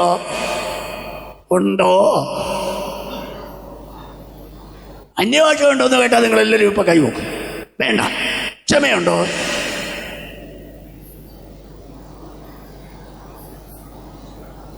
സ്തോത്രം. അപ്പോൾ യേശുവിനെ കൈക്കൊള്ളുന്നവർക്ക്, സ്നാനം കൈക്കൊള്ളുന്നവർക്ക്, അഭിഷേകം കൈക്കൊള്ളുന്നവർക്ക്, കൃപാവരങ്ങൾ കൈക്കൊള്ളുന്നവർക്ക്, കൃപാവരങ്ങൾ ജ്വലിപ്പിക്കുന്നവർക്ക് സ്വർഗത്തിൽ പോകാൻ പറ്റില്ല കേട്ടോ. സ്വർഗത്തിൽ പോകണമെങ്കിൽ അത് നിങ്ങൾക്ക് പറയുമ്പോൾ അല്പം വിഷമം കാണുമായിരിക്കും. കാര്യം മനസ്സിലാക്കണം. നിങ്ങൾക്ക് എന്ത് കൈക്കൊള്ളാൻ സ്വാതന്ത്ര്യമുണ്ട്. വീട്ടിൽ വഴക്കുണ്ടാക്കിയിട്ട് വന്ന് ആരാധിക്കാം, അതിന് സ്വാതന്ത്ര്യമുണ്ട്. എന്തിനും സ്വാതന്ത്ര്യമുണ്ട്, എന്ത് കൈക്കൊള്ളാം. പക്ഷേ കർത്താവ് നിങ്ങളെ കൈക്കൊണ്ടില്ല എങ്കിൽ സ്വർഗത്തിൽ പോകില്ല. അതാണ് ഇവിടെ വായിച്ചത്. എന്നാൽ ഞാൻ നിങ്ങളെ കൈക്കൊണ്ട് നിങ്ങൾക്ക് പിതാവും നിങ്ങളെനിക്ക് പുത്രന്മാരും പുത്രിമാരുമായിരിക്കും. അല്ലെങ്കിലോ മത്തായി 7:21 മുതൽ താഴോട്ട് വായിച്ച് നോക്കണം. എന്നോട് കർത്താവേ കർത്താവേ എന്ന് പറയുന്നവൻ ഏവനുമല്ല. എന്നോട് കർത്താവേ എന്ന് പറയുന്നവൻ ഏവനുമല്ല, സ്വർഗസ്ഥനായ എന്റെ പിതാവിന്റെ ഇഷ്ടം ചെയ്യുന്നവൻ അത്രേ സ്വർഗരാജ്യത്തിൽ കടക്കുന്നത്. അപ്പോ സ്വർഗസ്ഥനായ പിതാവിന്റെ ഇഷ്ടം ചെയ്താലേ സ്വർഗത്തിൽ പോകാനോ? അടുത്ത് കർത്താവേ കർത്താവേ നിന്റെ നാമത്തിൽ ഞങ്ങൾ പ്രവചിക്കുകയും. എല്ലാവരും കേട്ട? ഞങ്ങളെല്ലാം കൈക്കൊണ്ടു. നിന്നെ കൈക്കൊണ്ടു, സ്നാനം കൈക്കൊണ്ടു, ആത്മാവിനെ കൈക്കൊണ്ടു, കൃപാവരങ്ങൾ കൈക്കൊണ്ടു. എന്നിട്ട് ഞങ്ങൾ അതിനെ യൂസ് ചെയ്യുന്നുണ്ടേ, ഞങ്ങൾ അതിനെ വെച്ച് ഉപയോഗിക്കുന്നുണ്ടേ. ഞങ്ങൾ നിന്റെ നാമത്തിൽ പ്രവചിച്ചു. അടുത്ത നാമത്തിൽ ഭൂതങ്ങളെ പുറത്താക്കുകയും. അയ്യോ, ഭയങ്കര കൃപയില്ലയോ? ഭൂതങ്ങളൊക്കെ യേശുവിന്റെ നാമത്തിൽ പോകാൻ പറഞ്ഞപ്പോഴേ ഉരുണ്ട് വീഴുന്ന് ഓടിപ്പോയി. ഭയങ്കര കൃപയാ. അടുത്ത് നിന്റെ നാമത്തിൽ വളരെ വീര്യപ്രവൃത്തികൾ പ്രവർത്തിക്കുകയും ചെയ്തില്ലയോ? വലിയ വീര്യപ്രവൃത്തികൾ ഞങ്ങൾ കാണിച്ചു, ഞങ്ങൾ അനുഭവിച്ചു, ഞങ്ങൾ മറ്റുള്ളവർക്ക് കാണിച്ചു. അടുത്ത് എന്ന് പലരും ആ നാളിൽ എന്നോട് പറയും. ആ നാളിൽ പലരും എന്നെ കൈക്കൊണ്ട, എന്റേതായ കൃപകൾ ഏറ്റെടുത്ത് കൈക്കൊണ്ട, എന്റെ വചനം കൈക്കൊണ്ട, സ്നാനം കൈക്കൊണ്ട, അഭിഷേകം കൈക്കൊണ്ട, കൃപാവരങ്ങൾ കൈക്കൊണ്ട, പല പുള്ളികൾ ഇതൊക്കെ ചെയ്തിട്ട് അന്ന് എന്നോട് പറയും. അടുത്ത് അന്ന് ഞാൻ അവരോട്, ഞാൻ തിരിച്ചവരോട്, ഞാൻ ഒരു നാളും നിങ്ങളെ അറിഞ്ഞിട്ടില്ല.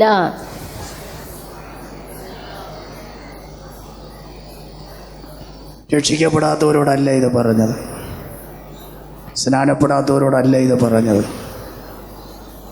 കാരണം നിങ്ങൾ പലതും കൈക്കൊണ്ടു, ഞാൻ നിങ്ങളെ കൈക്കൊണ്ടില്ല. ഇവിടെ ഇരിക്കുന്ന സഹോദരന്മാരെ, നിങ്ങൾ പലതും കൈക്കൊണ്ടു, സന്തോഷം. കർത്താവ് നിങ്ങളെ കൈക്കൊണ്ടിട്ടുണ്ടോ? ഞാൻ നിങ്ങളെ കൈക്കൊണ്ട്, ഞാൻ നിങ്ങൾക്ക് പിതാവും നിങ്ങൾ എനിക്ക് പുത്രന്മാരും പുത്രിമാരുമായിരിക്കും. അങ്ങനെയായാൽ ഞാൻ നിങ്ങളെ അറിയുന്നില്ലെന്ന് പറയത്തില്ല. അല്ലാത്തവരോടാ കർത്താവ് പറഞ്ഞു, ഞാൻ നിങ്ങളെ ഒരു നാളും അറിയുന്നില്ല. കർത്താവ് നമ്മളെ കൈക്കൊള്ളണമെങ്കിൽ, സ്തോത്രം, അവൻ്റെ ഇഷ്ടം ചെയ്യുന്നവരായിരിക്കണം, അവൻ്റെ വചനം അനുസരിച്ച് ജീവിക്കുന്നവരായിരിക്കണം. കാര്യം മനസ്സിലായവർക്ക് കരമുയർത്തിയവർ ഹല്ലേലൂയ പറയാം. അതുകൊണ്ട് നമുക്ക് ഈ വാഗ്ദത്തങ്ങളുണ്ട്. ഇവിടെ നോക്കേ പ്രിയമുള്ളവരെ, നമുക്ക് ഈ വാഗ്ദത്തങ്ങൾ നമുക്കുണ്ട്. എന്തൊക്കെ വാഗ്ദത്തങ്ങളുണ്ട് നമുക്കുണ്ടെന്ന് പറയാൻ കാര്യമെന്നാ? ശ്രദ്ധിക്കൂ. സത്യം പറഞ്ഞാൽ ഇവിടെ ഇരിക്കുന്ന നിങ്ങൾക്കോ എനിക്കോ ഇതിനകത്ത് പറയുന്ന ഒരു വാഗ്ദത്തത്തിനും അവകാശമില്ല. ഇവിടെ വായിച്ച കേട്ടോ പ്രിയമുള്ളവരെ, ഇപ്പോൾ നമുക്ക് ഈ വാഗ്ദത്തങ്ങൾ ഉണ്ട്, ഇപ്പോൾ നമുക്കുണ്ട്. അപ്പോ നേരത്തെ ഇല്ലായിരുന്നു, നമുക്കിത് അർഹതപ്പെട്ടതല്ല. ആണോ? വായിക്കൂ. റോമർക്ക് എഴുതിയ ലേഖനം 9-ാം അധ്യായം 4-ാം വചനം. റോമർ 9:4. ഇസ്രായേല്യർ, എല്ലാവരും ശ്രദ്ധിച്ച് കേട്ടോ. അവർ ഇസ്രായേലിയർ. അടുത്ത് പുത്രത്വവും തേജസ്സും. ഒന്നൊന്നായിട്ട് നിർത്തി വായിക്കണം കുഞ്ഞേ. പുത്രത്വം ഇസ്രായേലിനുള്ളത്, നമ്മളല്ല, അതുകൊണ്ട് നമുക്കില്ല. അടുത്ത് തേജസ് ഇസ്രായേലിനുള്ളത്, നമ്മുടെ ഇസ്രായേലല്ല, ജാതികളാണ്, നമുക്കതുകൊണ്ടില്ല. അടുത്ത് നിയമങ്ങളൊക്കെ ഇസ്രായേലിനുള്ളതാണ്, നമ്മളതല്ല, നമുക്കില്ല. അടുത്ത് ന്യായപ്രമാണം ഇസ്രായേലിനുള്ളത്, നമ്മൾ ഇസ്രായേലല്ല, നമുക്കതുകൊണ്ടില്ല. അടുത്ത് ആരാധന ഇസ്രായേലിനുള്ളത്, നമ്മൾ ഇസ്രായേലല്ല, നമുക്കില്ല. അടുത്ത് വാഗ്ദത്തങ്ങളും. എന്തോ വായിച്ചേ. വാഗ്ദത്തങ്ങൾ ആർക്കുള്ളത്? അവർക്കുള്ളത്. അവരാരാ? ഇസ്രായേലിയർ. നമ്മളല്ല, അതുകൊണ്ട് നമുക്കില്ല. സ്തോത്രം. വാഗ്ദത്തങ്ങൾ അവർക്കുള്ളത്. അടുത്ത് പിതാക്കന്മാരും അവർക്കുള്ള. പഴയ നിയമത്തിൽ വായിക്കുന്ന വമ്പൻ പിതാക്കന്മാർ, മോശ, അബ്രഹാം, ദാനിയേൽ, സൂത്രൻ തുടങ്ങിയുള്ള ശ്രേഷ്ഠരായ പിതാക്കന്മാരൊക്കെ അവർക്കുള്ളത്, നമ്മൾ അതല്ല, അതുകൊണ്ട് നമുക്കില്ല. അടുത്ത് ജഡപ്രകാരം ക്രിസ്തുവും അവരിൽ നിന്നല്ലോ ഉത്ഭവിച്ചത്. ലോകപ്രകാരമുള്ള ചിന്തകൾ, ജഡീകമായ ചിന്തകൾ, ജഡീകമായ നിലവാരത്തിൽ യേശുവും യഹൂദ ജാതിക്കാരനാണ്, അതുകൊണ്ട് യേശുവും അവരുടെ കുലത്തിൽപ്പെട്ടതാണ്, നമുക്കല്ല. പിന്നെ അവൻ സർവ്വത്തിനു മീതെ ദൈവമായി എന്നേക്കും വാഴ്ത്തപ്പെട്ടവൻ. ഇത്രയൊക്കെ വായിച്ചത് നിങ്ങൾ കേട്ടല്ലോ. ഇതെല്ലാം അവർക്കുള്ളത്. എന്തുകൊണ്ട്? നമ്മൾ അവരെ പോലെ അല്ല, നമ്മൾ അവരല്ല. മീൻസ് അവർ ഇസ്രായേലിയർ, നമ്മളോ ജാതികൾ. അപ്പോൾ നമുക്കൊന്നിനും അർഹതയില്ല, ഒന്നിനും അവകാശമില്ല. കാര്യം മനസ്സിലായവർക്ക് ഒരു ഹല്ലേലൂയ പറയാം, ശക്തമായ ഒരു ഹല്ലേലൂയ പറയാം.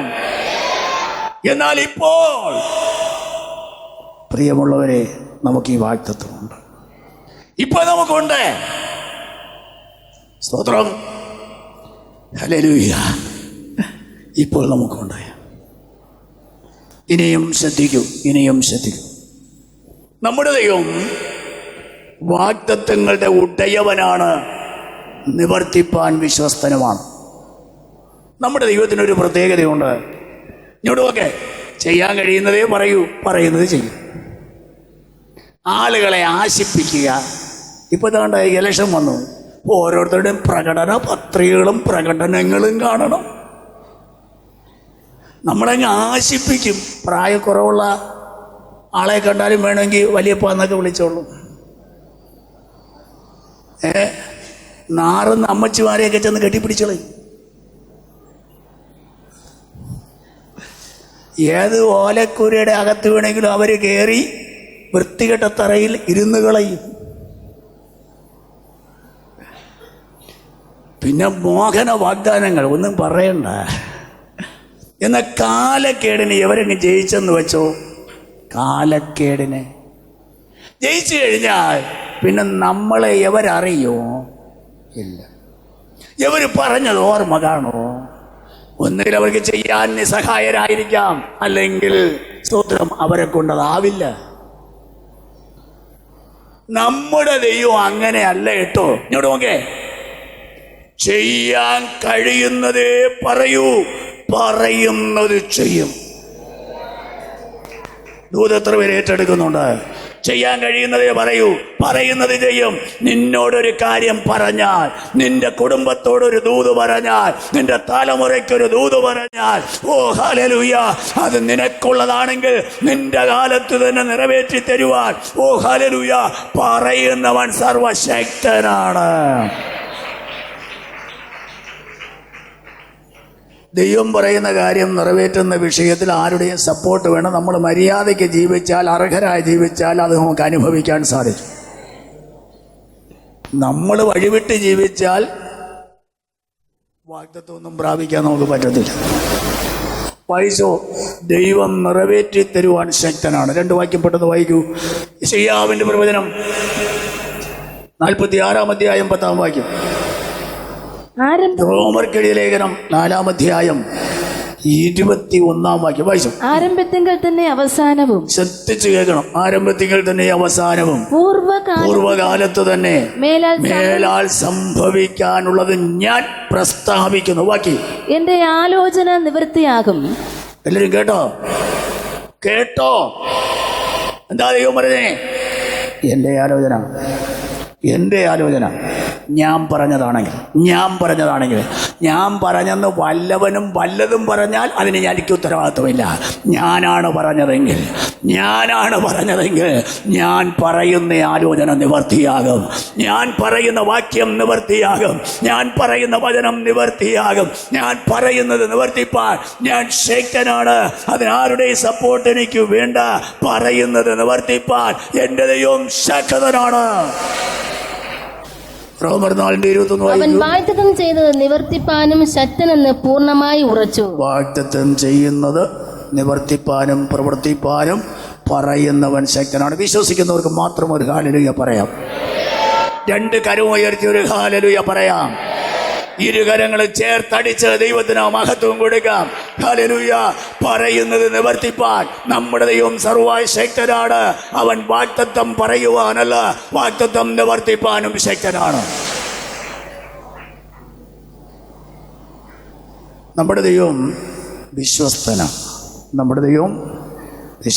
ഒന്നും കൂടെ പറയുന്നു, നമ്മുടെ ദൈവം വിശ്വസ്തനാണ്. ആണോ? 1 Corinthians 10:13 വാക്യം അതിന്റെ 2ാമത്തെ ഭാഗം നോക്കി വായിക്കണം. ദൈവം വിശ്വസ്തൻ. മതി. എന്തോ വായിച്ചേ? ദൈവം വിശ്വസ്തൻ. ഒന്ന് ഉറക്കെ പറ. ദൈവം വിശ്വസ്തൻ. ഒത്തു പറ. ഉറക്കെ പറ. ഇത് 4 വട്ടം പറഞ്ഞാൽ തന്നെ അതിനകത്തൊരു ശക്തി വ്യാപരിക്കും കേട്ടോ. ഈ വല്ല കള്ളന്മാരുടെ കാര്യവും വല്ല കള്ളന്മാരെഴുതിയ പാട്ടും പാടുന്നതിനേക്കാളും ഇത് പറ. സ്തോത്രം. ദൈവം. ഞാൻ ചിലപ്പോഴൊക്കെ ഓർത്തിരി സ്തോത്രമായി. ഞാൻ പണ്ട് ഹിന്ദുവായിരുന്നു കേട്ടോ. ചെല്ലപ്പൻ്റെയും കമലാക്ഷിയുടെയും മോനാ ഞാൻ. സ്വന്തമായിട്ട് ക്ഷേത്രവും ആരാധന സ്ഥലമൊക്കെ ഉണ്ടായിരുന്ന കുടുംബം. ഒരിക്കൽ വേദപുസ്തകത്തിലൊരു സംഭവം തന്നെ. ഒരാളിന് ദൈവത്തോട് ഭയങ്കര സ്നേഹം.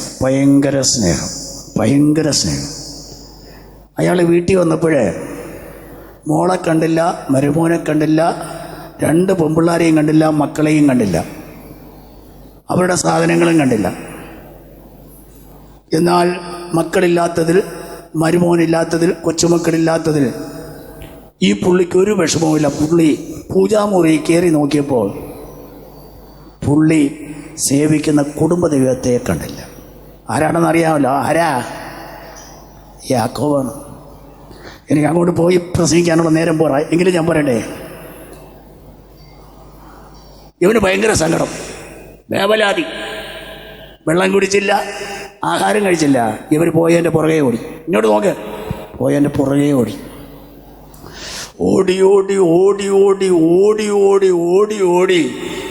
ചെന്നപ്പോൾ ഒരിടത്ത് വെച്ച് ഇവരെ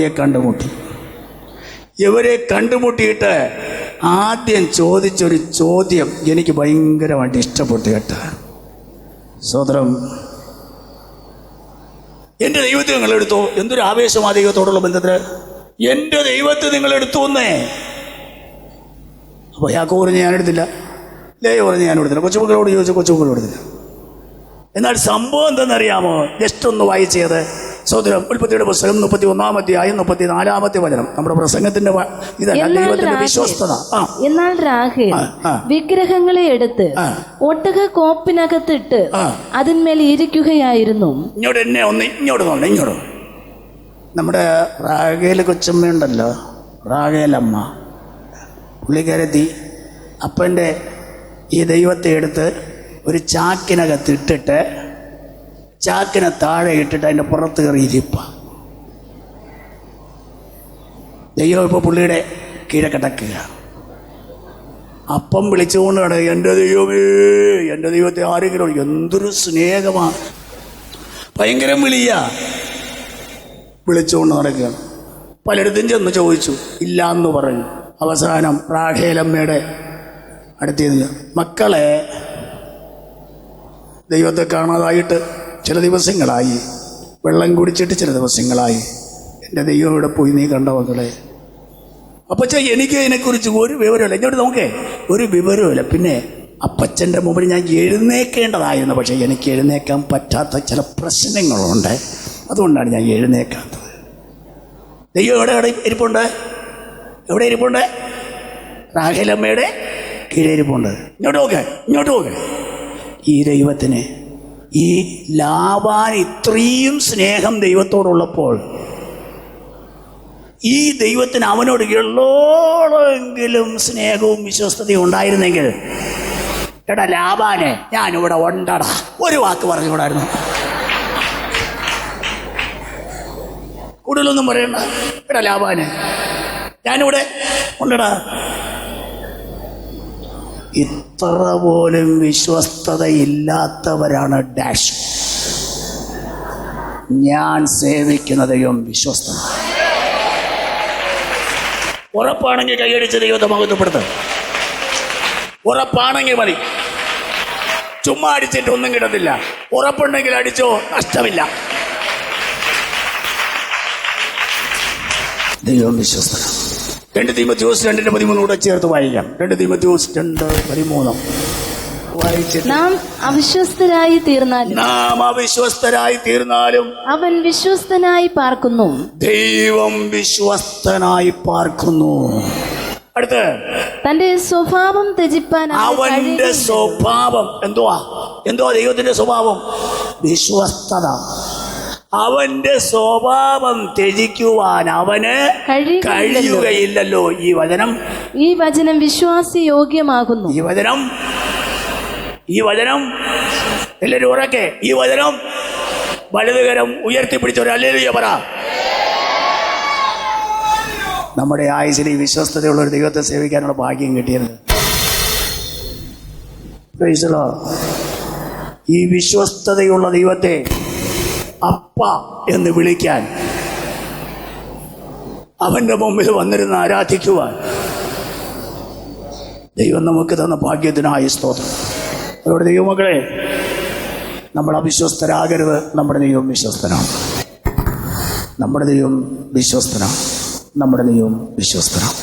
ഇങ്ങോട്ട് നോക്ക്. ദൈവം വിശ്വസ്തനായതുകൊണ്ടും, ഇങ്ങോട്ട് നോക്ക്, പറയുന്ന കാര്യം ചെയ്യാൻ ശക്തിയും ഉറപ്പും ഉള്ളതുകൊണ്ടുമാണ് ഞങ്ങൾ ഈ വാഗ്ദത്തമൊക്കെ അങ്ങോട്ട് എടുത്തിട്ടിട്ട് ആമേൻ ആമേൻ പിടിച്ചോ ആമേൻ എന്നൊക്കെ ഞങ്ങൾ പറയുന്നേ. മനസ്സിലായോന്നോ? മനസ്സിലായില്ല. ദൈവത്തിൻ്റെ വാഗ്ദത്തങ്ങൾ വിശ്വസ്തതയുള്ളതും പറഞ്ഞത് ചെയ്യാൻ ദൈവത്തിന് ശക്തി ഉള്ളത് കൊണ്ടുമാണ് ഞങ്ങൾ ഈ വചനമൊക്കെ അങ്ങോട്ട് എടുത്ത് ഇട്ടിട്ട് ആമേൻ എന്നൊക്കെ പറയുന്നേ. 2 കൊരിന്ത്യർ 1:20. ദൈവത്തിൻ്റെ വാഗ്ദത്തങ്ങൾ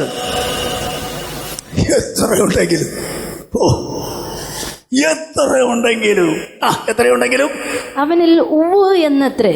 പറഞ്ഞതെല്ലാം നമ്മുടെ രാഷ്ട്രീയക്കാർ പറയുമ്പോൾ ഇപ്പോഴും ഇങ്ങനെയും സ്വപ്പ് കഴിഞ്ഞ് അങ്ങനെയും പിന്നെ എങ്ങനെയും പറയുന്നവരല്ല. ദൈവത്തിൻ്റെ വാഗ്ദത്തങ്ങളെല്ലാം എത്ര ഉണ്ടെങ്കിലും ഉവ്വ് ഉവ്വ് ഉവ്വ് ഉവ്വ്. ഓ സ്തോത്രം. അടുത്ത്, അതുകൊണ്ട് ഞങ്ങളാൽ ദൈവത്തിന് മഹത്വം ഉണ്ടാകുമാറ് അവനിൽ ആമേൻ എന്നും തന്നെ. അവന്റെ അകത്ത് നിന്നുകൊണ്ട് ആ ഉറപ്പിലാ ഞങ്ങൾ പറയുന്നത്. നീ പിടിച്ചോ, അത് ആമേനാണ്. അപ്രകാരം തന്നെ. മനസ്സിലായോ? ദൈവത്തിന്റെ വാഗ്ദത്തങ്ങൾ അവൻ ഉവ്വ് എന്ന് പറയുന്നു, ഞങ്ങളതിനെ ആമേൻ എന്ന് പറയുന്നു. ആയിക്കോട്ടെ, മടങ്ങി വരാം. ശ്രദ്ധിക്കൂ, ഈ വാഗ്ദത്തങ്ങൾ നമുക്കുണ്ട്. ദൈവത്തിൻ്റെ വാഗ്ദത്തങ്ങൾ ധാരാളം ഈ പുസ്തകത്തിലുണ്ട്. വാഗ്ദത്തങ്ങൾ മക്കൾക്കുള്ളതാണ്. വേദപുസ്തകത്തിൽ ധാരാളം വാഗ്ദത്തങ്ങളുണ്ട്. ശ്രദ്ധിക്കണേ, ധാരാളം വാഗ്ദത്തങ്ങളുണ്ട്. ഞാൻ നിങ്ങളോടൊരു കൊച്ചു ചോദ്യം ചോദിക്കുന്നു, ശ്രദ്ധിച്ച് കേട്ടോ. അല്ലേ? റെഡി ആയല്ലോ? ഓക്കെ.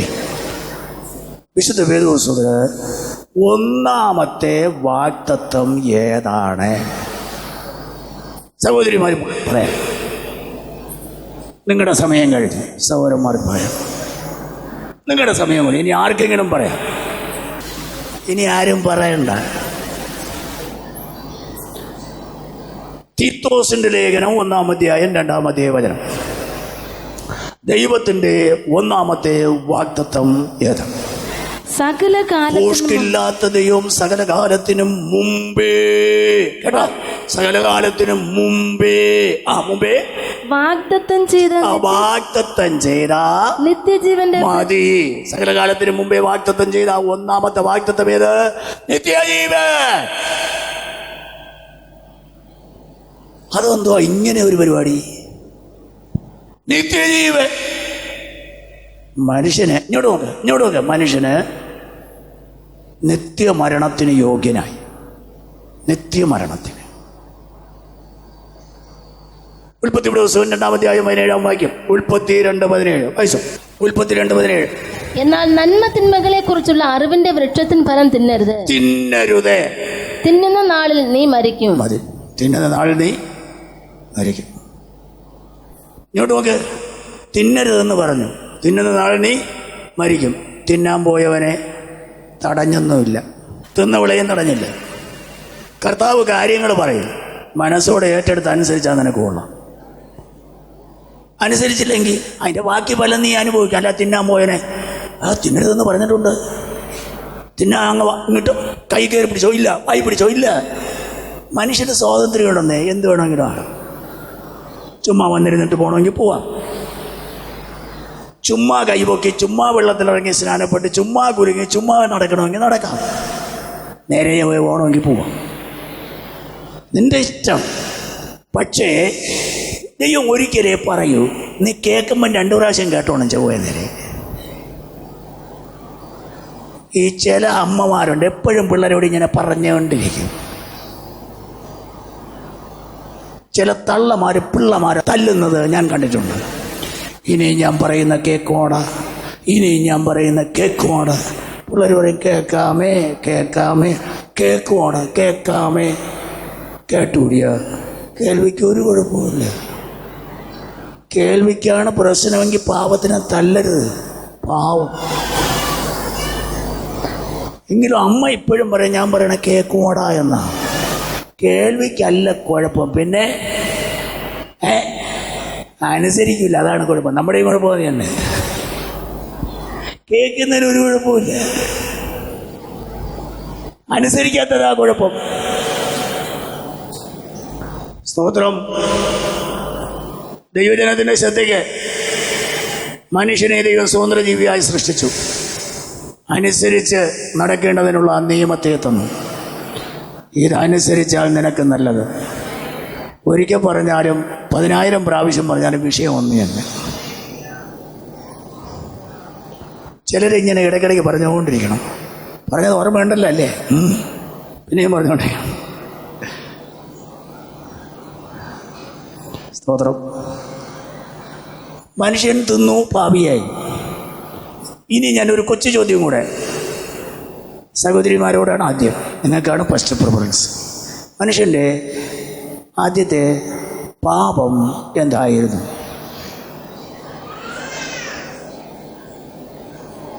ഇനി വല്ലതും ഉണ്ടോ? ഇല്ല, കഴിഞ്ഞു. സഹോദരന്മാരെ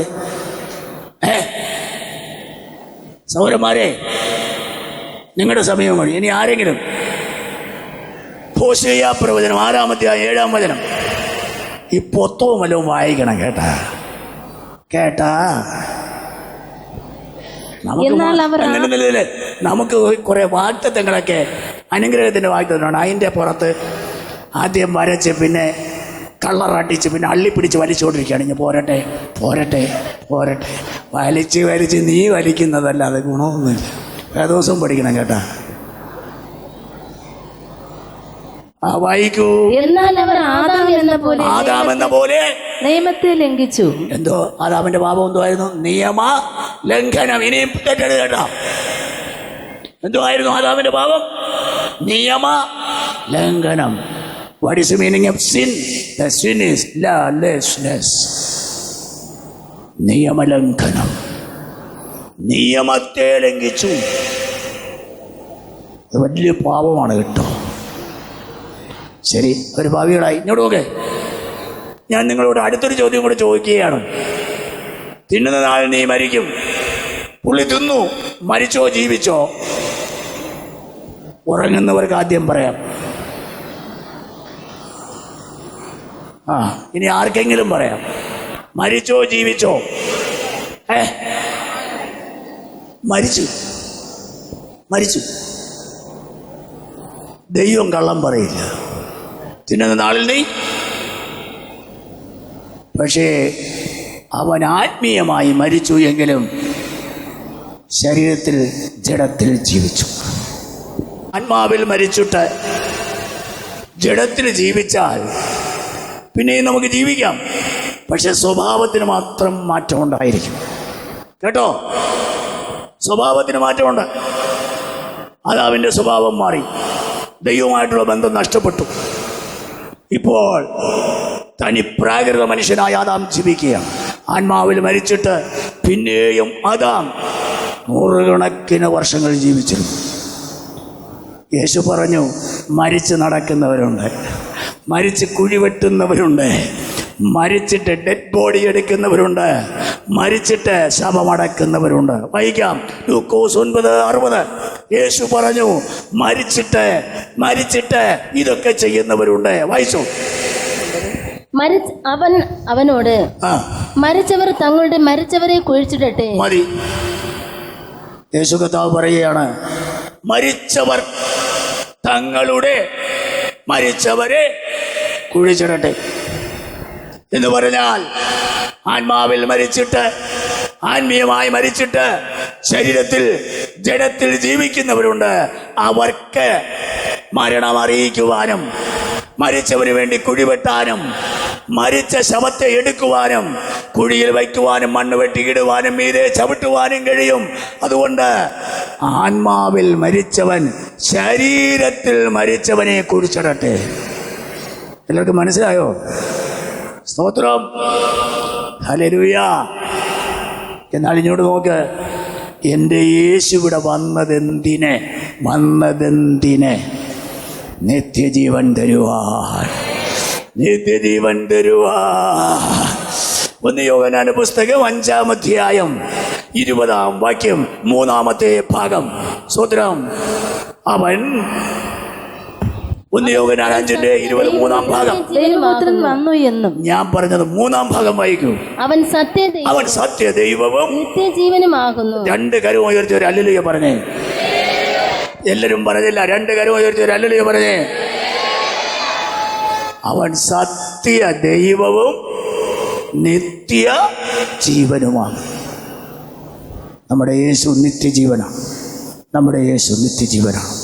നമ്മുടെ യേശു നിത്യജീവനാണ്. ഇങ്ങോട്ട് നോക്കേ, ഈ യേശു ഇങ്ങോട്ട് നോക്കേ, ഭൂമിയിൽ വന്ന 33.5 വർഷം ദൈവമായവൻ മനുഷ്യർ കാണേ ഒരു മനുഷ്യ ശരീരമുള്ളവനായി ഇവിടെ ജീവിച്ചു. പക്ഷേ മറ്റു മനുഷ്യരും യേശുവായിട്ടുള്ള വ്യത്യാസം, മറ്റുള്ളവർക്ക് ശരീരത്തിൽ ജീവിതത്തിൽ പാപമുണ്ടായിരുന്നു. ഈ യേശുവിൻ്റെ ജീവിതത്തിൽ ശരീരത്തിൽ എന്തില്ലായിരുന്നു? പാപമില്ലായിരുന്നു. പാപലോകത്തിൽ പാപികളുടെ നടുവിൽ പാപമില്ലാത്തവനായി യേശു ജീവിച്ചു. യേശു കാൽവരി ക്രൂശിലും മരിച്ചു. യേശു എന്തിനു മരിച്ചു? ആർക്ക് വേണ്ടി മരിച്ചു? സ്തോത്രം. റോമർക്ക് എഴുതിയ ലേഖനം 5-ാം അധ്യായം 10-ാം വാക്യം. റോമർ 5:10. മതി, ശത്രുക്കൾക്ക് വേണ്ടി മരിച്ചു. ഇനി അതിന്റെ 6-ാം വാക്യം.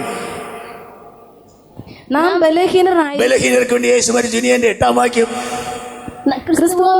പാപികൾക്ക് വേണ്ടി മരിച്ചു. മതി. അപ്പോൾ മനുഷ്യരൊക്കെയും ദൈവത്തിന് ശത്രുക്കളും ജീവിതത്തിൽ ബലഹീനരുമായിരിക്കുമ്പോൾ, പാപികളായിരിക്കുമ്പോൾ അവരുടെ ശത്രുത്വം മാറ്റി മിത്രങ്ങളാക്കുവാൻ, ബലഹീനത മാറ്റി ബലപ്പെടുത്തുവാൻ, പാപത്തിൽ നിന്ന് രക്ഷിച്ച് മക്കളാക്കുവാൻ യേശു ക്രൂശിൽ മരിച്ചു. ശ്രദ്ധിക്കൂ. യേശു നിത്യജീവനാണ്. ഇങ്ങോട്ട് നോക്ക്, നിത്യജീവനാണ്. പക്ഷേ യേശു മരിച്ചു. ഇങ്ങോട്ട് നോക്ക്, അടക്കപ്പെട്ടു, ഉയർത്തെഴുന്നേറ്റു. ഉയർത്തെഴുന്നേറ്റു, അടക്കപ്പെട്ടു, ഉയർത്തെഴുന്നേറ്റു. ഒരാത്മാവായി, ഒരു ആത്മാവായി. എന്തിനാ ആത്മാവായത്? 1 കൊരിന്ത്യർ 15-ാം അധ്യായം 45-ാം വാക്യം. 1 കൊരിന്ത്യർ 15:45. ഒന്നാം മനുഷ്യനായ ആദാം ജീവൻ മൂക്കിൽ ശ്വാസം ഊതിയപ്പോൾ ജീവനുള്ള ദേഹിയായി തീർന്നു. അടുത്ത് ജീവനുള്ള ദേഹിയായി തീർന്നു എന്ന് എഴുതിയിരിക്കുന്നുവല്ലോ. അടുത്ത് ഒടുക്കത്തെ ആദാം. യേശുവാരെ 2-ാം ആദാമല്ല. തമിഴിൽ വായിക്കുമ്പോൾ 2-ാം ആദാം, അത് ശരിയല്ല. ഒടുക്കത്തെ ആദാം, ഒടുക്കത്തെ ആദാം. സ്വോത്രം. യേശു ക്രിസ്തു ഒടുക്കത്തെ ആദാം. എന്താ വായിച്ചോ? ഒടുക്കത്തെ ആദാം ജീവിപ്പിക്കുന്ന ആത്മാവായി. എല്ലാവരും കേട്ടല്ലോ? ഒടുക്കത്തെ ആദാം ജീവിപ്പിക്കുന്ന ആത്മാവായി. ഞാൻ എന്നെ ഒന്ന് നോക്കിക്കേ. യേശു എന്തിന് ആത്മാവായി? എന്തിനു മരിച്ചു? ആത്മാവായി. യേശു ഇപ്പൊ ശരീരത്തിൽ ഇങ്ങനെ ഇരിക്കുകയാണെന്ന് വെച്ചോ. ഒരു 6.5 അടി നീളവും ഒത്ത സൈസുമുള്ള യേശുവിനെ നമ്മളൊക്കെ പറയുമ്പോൾ യേശുവിനെ വിശ്വസിക്കുക, യേശുവിനെ സ്വീകരിക്കുക. ആളുകൾ ഇരുന്നുകൊണ്ട് ആലോചിക്കും, യേശുവിനെ എങ്ങനെ സ്വീകരിക്കുന്നത്? 6.5 അടിയുള്ള മനുഷ്യൻ എങ്ങനെ അകത്ത് കയറ്റണത്?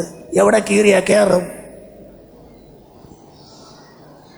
നിങ്ങൾ ചിന്തിക്കാറില്ലല്ലേ? നമ്മൾ വല്ല മത്തിയോ കപ്പയൊക്കെ ആയിരിക്കും ചിന്തിച്ചുകൊണ്ടിരിക്കുന്നത്. ഇതുവല്ലോ ചിന്തിക്കാറുണ്ടോ? എങ്ങനെ കയറും? യേശുവിനെ സ്വീകരിക്കുക, അടുത്ത് നിൽക്കുന്നു, സ്വീകരിക്കുക. എങ്ങനെ? ഹൃദയം തുറക്കുക. ആകപ്പാട് ഇത്രയുള്ള ഹൃദയം, ഇത്രയുള്ള യേശു എങ്ങനെ കയറും? അവൻ ആത്മാവായി. ഇങ്ങോട്ട് നോക്കെ, ആത്മാവായി. ഈ ആത്മാവിൻ്റെ പ്രത്യേകത, യേശു ജീവിച്ചിരുന്നപ്പോൾ ഒരു വീട്ടിൽ കയറണമെങ്കിൽ വാതിൽ തുറക്കണം. എന്നാൽ ആത്മാവായപ്പോൾ വാതിലടച്ച്, ജന്നലടച്ച്, ഏർഹോളും അടച്ച് ഇരുന്നപ്പോൾ ഒന്നും തുറക്കാതെ യേശു അകത്ത് വന്ന്, പ്രൈസ് ദി ലോർഡ്, നിങ്ങൾക്ക് സമാധാനം. എന്തിനാ യേശു ആത്മാവായത്? എന്തിനാ യേശു ആത്മാവായത്? ഇങ്ങോട്ട് നോക്ക്. ഇവിടെ കീറാതെ നമ്മുടെ അകത്ത് വരാൻ, ഇവിടെ പിളർക്കാതെ അകത്ത് വരുവാൻ ദൂതേറ്റെടുക്കുന്നവർക്ക് ഞാൻ ദൈവത്തെ സ്തുതിക്കുകയാണ്. ഹല്ലേലൂയ. യേശു ആത്മാവായത് ഇവിടം പൊട്ടിക്കാതെ, സർജറി ചെയ്യാതെ അകത്ത് വരുവാൻ ആത്മാവിന് കഴിയും. മരണം സംഭവിച്ചത് ഇവിടെ ആത്മാവിൽ. യേശു ആയത് എന്ത്? ആത്മാവ്. അപ്പോൾ നമ്മൾ മരിച്ചു കിടക്കുന്നു. ഇങ്ങോട്ടൊക്കെ ആത്മാവ് മരിച്ചു, ഇങ്ങോട്ടൊക്കെ മരിച്ചു കിടക്കുകയാണ് ആത്മാവ്. യേശു ആത്മാവ്, യേശു ആത്മാവ്, നിത്യജീവൻ കൊടുക്കുന്ന ആത്മാവ്.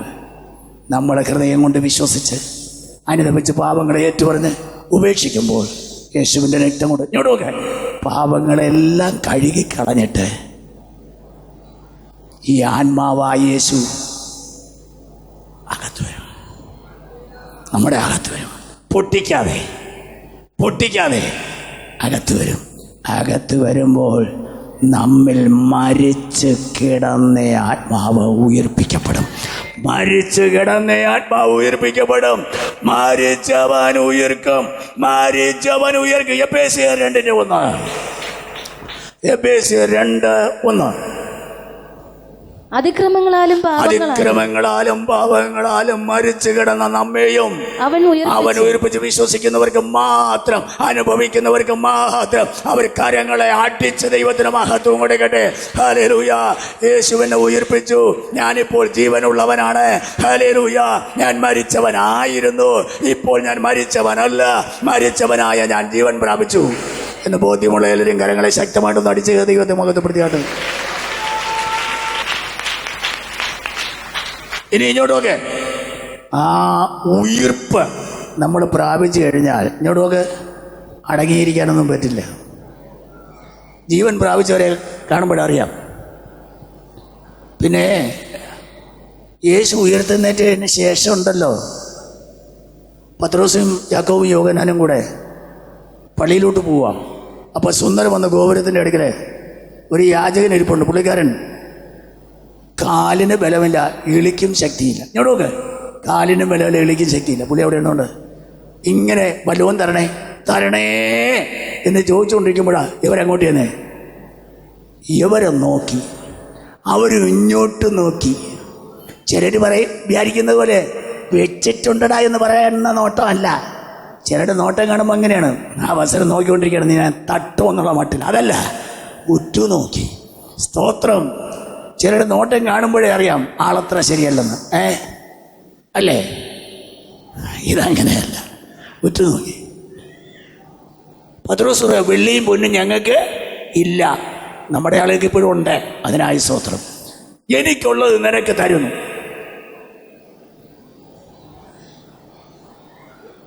നസറനായ യേശുവിൻ്റെ നാമത്തിൽ എഴുന്നേറ്റ് നടക്കും. ഇങ്ങോട്ട് നോക്കണേ. വളഞ്ഞ കാല് നൂന്നു. കണ്ടോ എല്ലാവരും? അതോ ഉറങ്ങിയോ? വളഞ്ഞ കാല് നൂന്നു. കിളിക്ക് ശക്തി കിട്ടി. യവൻ അവിടെ നിന്ന് ചാടി എഴുന്നേറ്റു. എന്നിട്ട് ദൈവാലയത്തിൽ പോയ ഒരു പോക്കുണ്ട്. കണ്ടോ? കാണുന്നുണ്ടോ? പുള്ളി ദൈവാലയത്തിൽ പോകുന്ന പോക്കേ, പള്ളിയിലോട്ട് പോകുന്ന പോക്ക് ഒന്ന് നോക്കിക്കേ. നടന്ന് തുള്ളി ചാടി ദൈവത്തെ സ്തുതിച്ചുകൊണ്ട് ദൈവാലയത്തിലേക്ക് ചെന്നു. ഇങ്ങോട്ടൊക്കെ ചെന്നിട്ട് പുള്ളി ഒരു മൂലയിൽ ചാരി ഇരുന്ന് ഉറങ്ങി കാണും അല്ലേ? അത് കോട്ടുമായിട്ട് ഹാന്നിരുന്ന് കാണും അല്ലേ? പോയ വഴിക്കായി ഈ ബഹളം. ഏത്? നടന്ന് തുള്ളി ചാടി സ്തുതിച്ചുകൊണ്ടാ പോയത്. അകത്ത് നിന്ന് എന്തുമായിരുന്നു കാണും? നിലം തൊടാതെ ദൈവത്തെ ആരാധിച്ച് കാണും. നമ്മുടെ ആളുകൾ വീട്ടിൽ നിന്ന് വഴക്കുണ്ടാക്കി, വഴിയിലും വഴക്കുണ്ടാക്കി, പിള്ളേരെ ഞുള്ളി, ഭാര്യയും ഭർത്താവുമായിട്ട് പിണങ്ങി ഇങ്ങോട്ട് വന്നു, മസിൽ പിടിച്ചിരുന്ന് ചാരിയിരുന്ന് കോട്ടുമായിട്ട് ഉറങ്ങി, എന്തോ പറഞ്ഞു, എന്തോ കേട്ടു. ഇടയ്ക്ക് വളഞ്ഞ കാലം നൂന്നവൻ ഈ തരത്തിലാണ് ആരാധിച്ചെങ്കിൽ മരിച്ചവൻ ജീവൻ പ്രാപിച്ച അവൻ എങ്ങനെ ഇരിക്കും? വാ തുറക്കി, കൈയടുക്കി, ഉറക്ക പറ. മരിച്ചവൻ ജീവിച്ചോന്ന് ജീവിച്ചതിൻ്റെ ലക്ഷണമാണിതല്ലേ?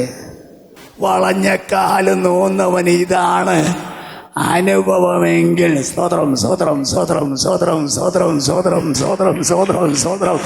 ഓ ഹല്ലേലൂയ, സ്തോത്രം സ്തോത്രം സ്തോത്രം. ഓ ഹല്ലേലൂയ.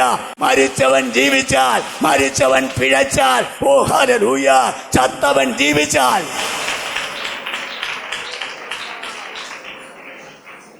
അപ്പോഴവൻ്റെ ഉള്ളിൽ ജീവൻ വന്നു. മരിച്ചവൻ്റെ ഉള്ളിൽ എന്തോ വന്നു? 1 യോഹന്നാൻ 5:12. 1 യോഹന്നാൻ 5:12. മരിച്ചവന്റെ ഉള്ളിൽ പുത്രനുള്ളവന് ജീവനുണ്ട്. മതി, പുത്രനുള്ളവന് ജീവനുണ്ട്. പക്ഷേ ഒന്നാമത്തെ വാഗ്ദത്തം എന്തുവാ? നിത്യ. ഇപ്പൊ എന്തേ വന്നുള്ളൂ? ഇവിടെ ഇല്ലേ നിങ്ങളാരും? ഇപ്പൊ എന്തേ വന്നുള്ളൂ? ജീവനേ വന്നുള്ളൂ. മരിച്ചു കിടക്കുന്നവന് നിത്യജീവനല്ല വേണ്ടത്. ആദ്യം വേണ്ടത് ഏതാ? ജീവൻ. ഇങ്ങോട്ടോക്കെ ജീവൻ വന്നു. ആ ജീവൻ പ്രാപിച്ചു. ഇങ്ങോട്ടോക്കെ ദൈവവചനം എന്ന ഭക്ഷണം കഴിച്ച്, പരിശുദ്ധാത്മാവെന്ന പാനീയം കുടിച്ച്, വചന വ്യവസ്ഥയിലും ആത്മാവിൻ്റെ നടത്തിപ്പിനും വിധേയമായി ജീവിച്ചാൽ ജീവിച്ച് ജീവിച്ച് ജീവിച്ച് ജീവിച്ച് ജീവിച്ച് ജീവിച്ച് ജീവിച്ച് ജീവിച്ച് ജീവിച്ച് നമ്മുടെ മരണമോ യേശുവിൻ്റെ വരവോ, അപ്പോൾ അവൻ നിത്യജീവൻ പ്രാപിക്കും.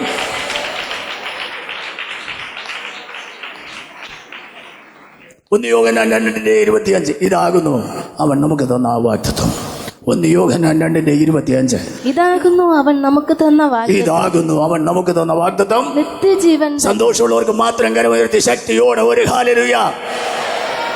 ഇതാകുന്നു അവൻ നമുക്ക് തന്ന വാഗ്ദത്തം, നിത്യജീവൻ. യേശു പറഞ്ഞു, യോഹന്നാന്റെ സുവിശേഷം 10-ാം അധ്യായം 28-ാമത്തെ വചനം. യേശു പറഞ്ഞു, വായിച്ചു. യോഹന്നാൻ 10-ാം അധ്യായം.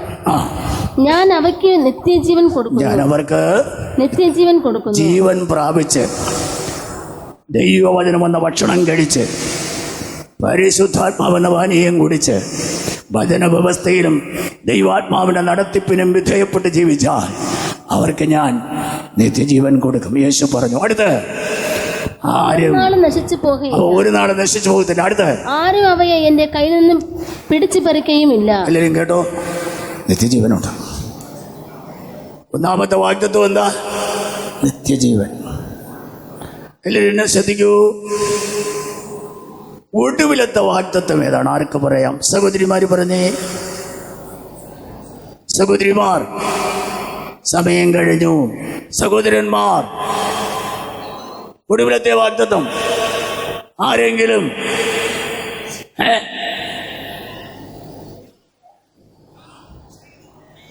അതൊരു വാഗ്ദത്തം തന്നെ, പക്ഷെ ഒടുവിലത്തതല്ല. സ്തോത്രം. ശരി, ഇനി ആരും പറയണ്ട.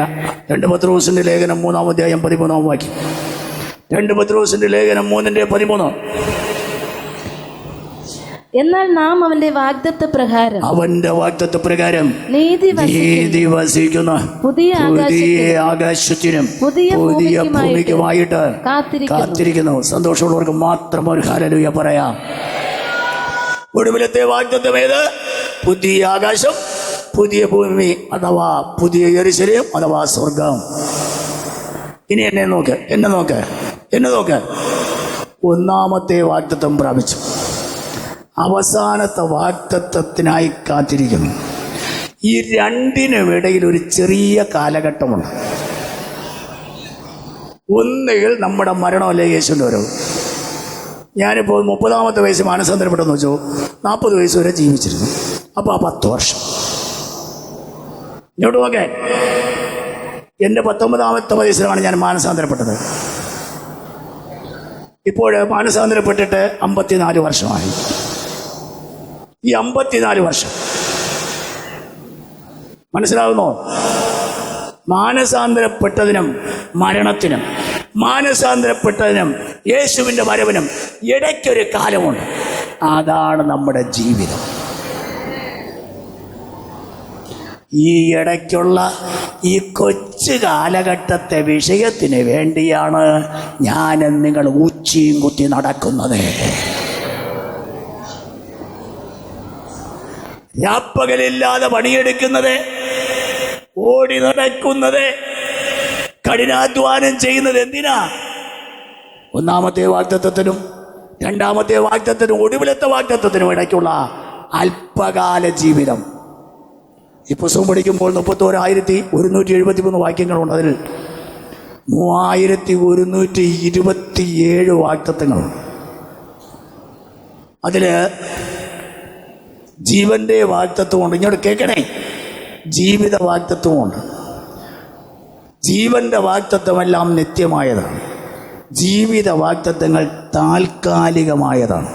കാരണം ജീവിതം താൽക്കാലികം. 2 കൊരിന്ത്യർ 4:18. 2 കൊരിന്ത്യർ 4:18. ജീവിതം താൽക്കാലികം.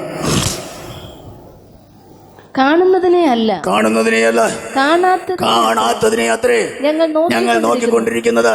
കാണുന്നത് താൽക്കാലികം, കാണാത്തതോ നിത്യം. ഇങ്ങോട്ടൊക്കെ ജീവിതം കാണുന്നതാണ്. ഇങ്ങോട്ടൊക്കെ ശരീരം കാണുന്നതാണ്. ഇത് താൽക്കാലികം. എന്നാൽ DC സാമുവൽ കാണാത്തതാണ്. അത് നിത്യം. മനസ്സിലായില്ല? ചിലരുടെ ഇരിപ്പ് കണ്ടപ്പോഴേ. ഞാനിപ്പോൾ ഇവിടെ ഒന്ന് പ്രസംഗിച്ചുകൊണ്ടിരിക്കുക, കണ്ടല്ലോ എല്ലാവരും. ഞാനിവിടെ വീണങ്ങ് മരിച്ചു. നിങ്ങൾ എന്തോ പറയും, പാവം ഉപദേശി പ്രസംഗിക്കാമെന്ന്, പുള്ളി മരിച്ചു പോയി. പക്ഷെ നിങ്ങൾ കാണുന്നതെല്ലാം ഇവിടെ കാണും.